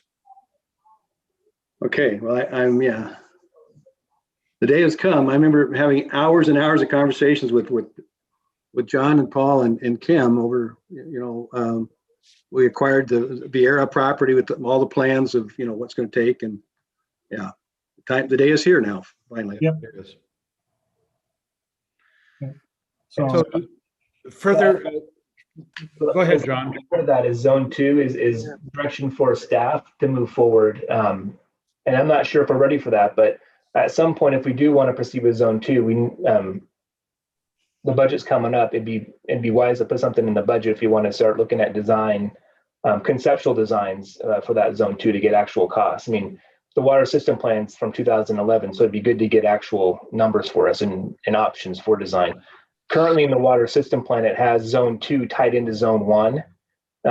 Just discussing internally here, our preference would be to keep zone 2 separate from zone 1 without altitude valves and move that direction. But that would all need to be discussed. You got problems with excess pressure. That's correct. I think we always had planned that it was going to be standalone. And again, we want gravity for fire flow and things like that. So James, maybe one of the things you could do in the next week or so would be to talk to some of the consultants and say, here's this cost of 2011, and ask, what's the multiplier to come to 2021?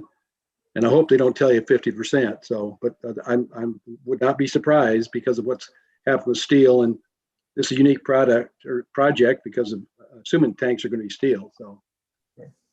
Yeah. can, more than likely at that size, they're going to be steel. We're looking at something in 1.3 million gallon range, so it's going to be a steel tank. Yeah. Spun concrete would be way too expensive at that size. So, well, Mr. Mayor, I don't know where to go from here now. Well, again, I think we've given some directions to James. Do you feel, and John, do you guys feel like maybe going back and getting a sense of that 2011 cost, what that multiplier might look like for current? we can probably talk to Jacobs about that because they did our master plan. And then I think Sam and I and James can have discussions about what some type of mechanism would be for funding some of that funding that infrastructure up front. And then it sounds like we'll hold off on any decision on the 12 lots. Well, I think the goal should be to come back to the developer and say, this is the X. And so I'm hoping that staff can come up with that. Sam figures out the mechanism, you guys calculate the number, and that's what it is. Yeah. Okay. Well, what we'll do is we'll work on that and come back and give you an update where we're at. Okay. Great. So I think we have at least a direction and a time frame that the developers can know that we'll put the speed into this to come back with it to them within 2 to 3 months and give them a feel for what that might look like. Okay. Thank you. So make sure, I mean, before Barry and Janet and Paul get off the call, that they understand where we're at, that we're saying no tonight, but we're directing staff to start working on this and figure out how we can make it happen for you. So I understand. I think the challenge for us is going to be, 2 to 3 months basically kind of puts this phase unrealistically to start this summer, just because we'll be in the middle of summer by the time we can actually submit plans. That's one thing. The city wouldn't let you go ahead and build the streets and that, and then partition the lots and that, with a caveat that they can't be built on until water is available? No, most of the time, I mean, I'm not a planner, I'm an engineer, but most of the time, if you can't legally provide water to a lot, they're not going to allow you to plat that lot. Okay. Now, these lots are not going to be platted until, end of this year, maybe even into January, February of next year at the earliest. But it still takes that long to construct just a subdivision. And then that means, that's for the lots to be platted. For the homes to be built and constructed, you're talking another, 3 to 6 months, for those first homes to come online. So we're talking a year out plus before somebody can actually use it.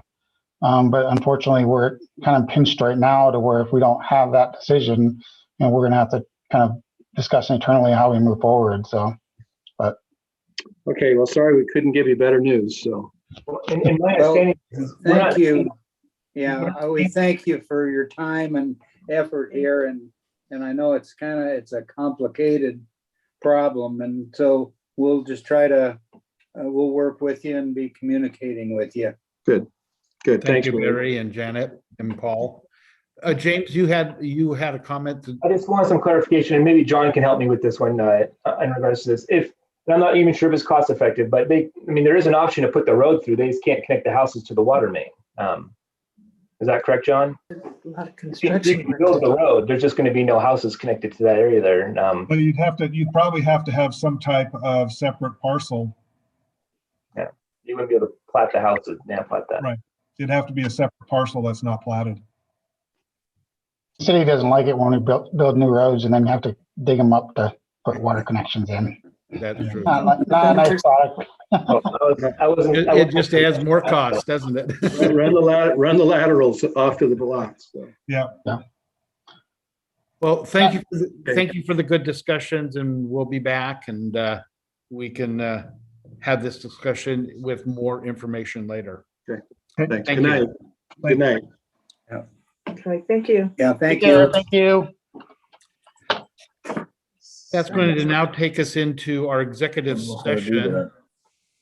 I think we just turn our power off and close her up. Hey, Barry, just get a hammer out and pop it. Or pull the plug. Pull the plug in the wall. Okay, that's going to take us to our executive session. So Trina, if you could get the proper people that we need to have on the line as we have our discussion on security measures, individual building, and information processing. Mr. Mayor, I'm gonna maybe make the announcement because I'm gonna add a subsection to it to allow us to go a little broader in our discussion.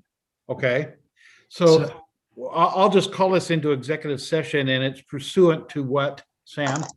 It's pursuant to ORS 192-660 sub 2 sub F to consider information records exempt from public disclosure under 192-501-23 relating to identifying security measures. And also to consider, we're also going to go in executive session to consider information records exempt by law from public inspection under 192-355 and 192-355 sub 9 relating to confidential or privileged records and 40.225 attorney-client communications. Thank you, Sam. And it appears to me, Trina, we have everyone that needs to be a part of these discussions. Make just a couple of adjustments here. Okay.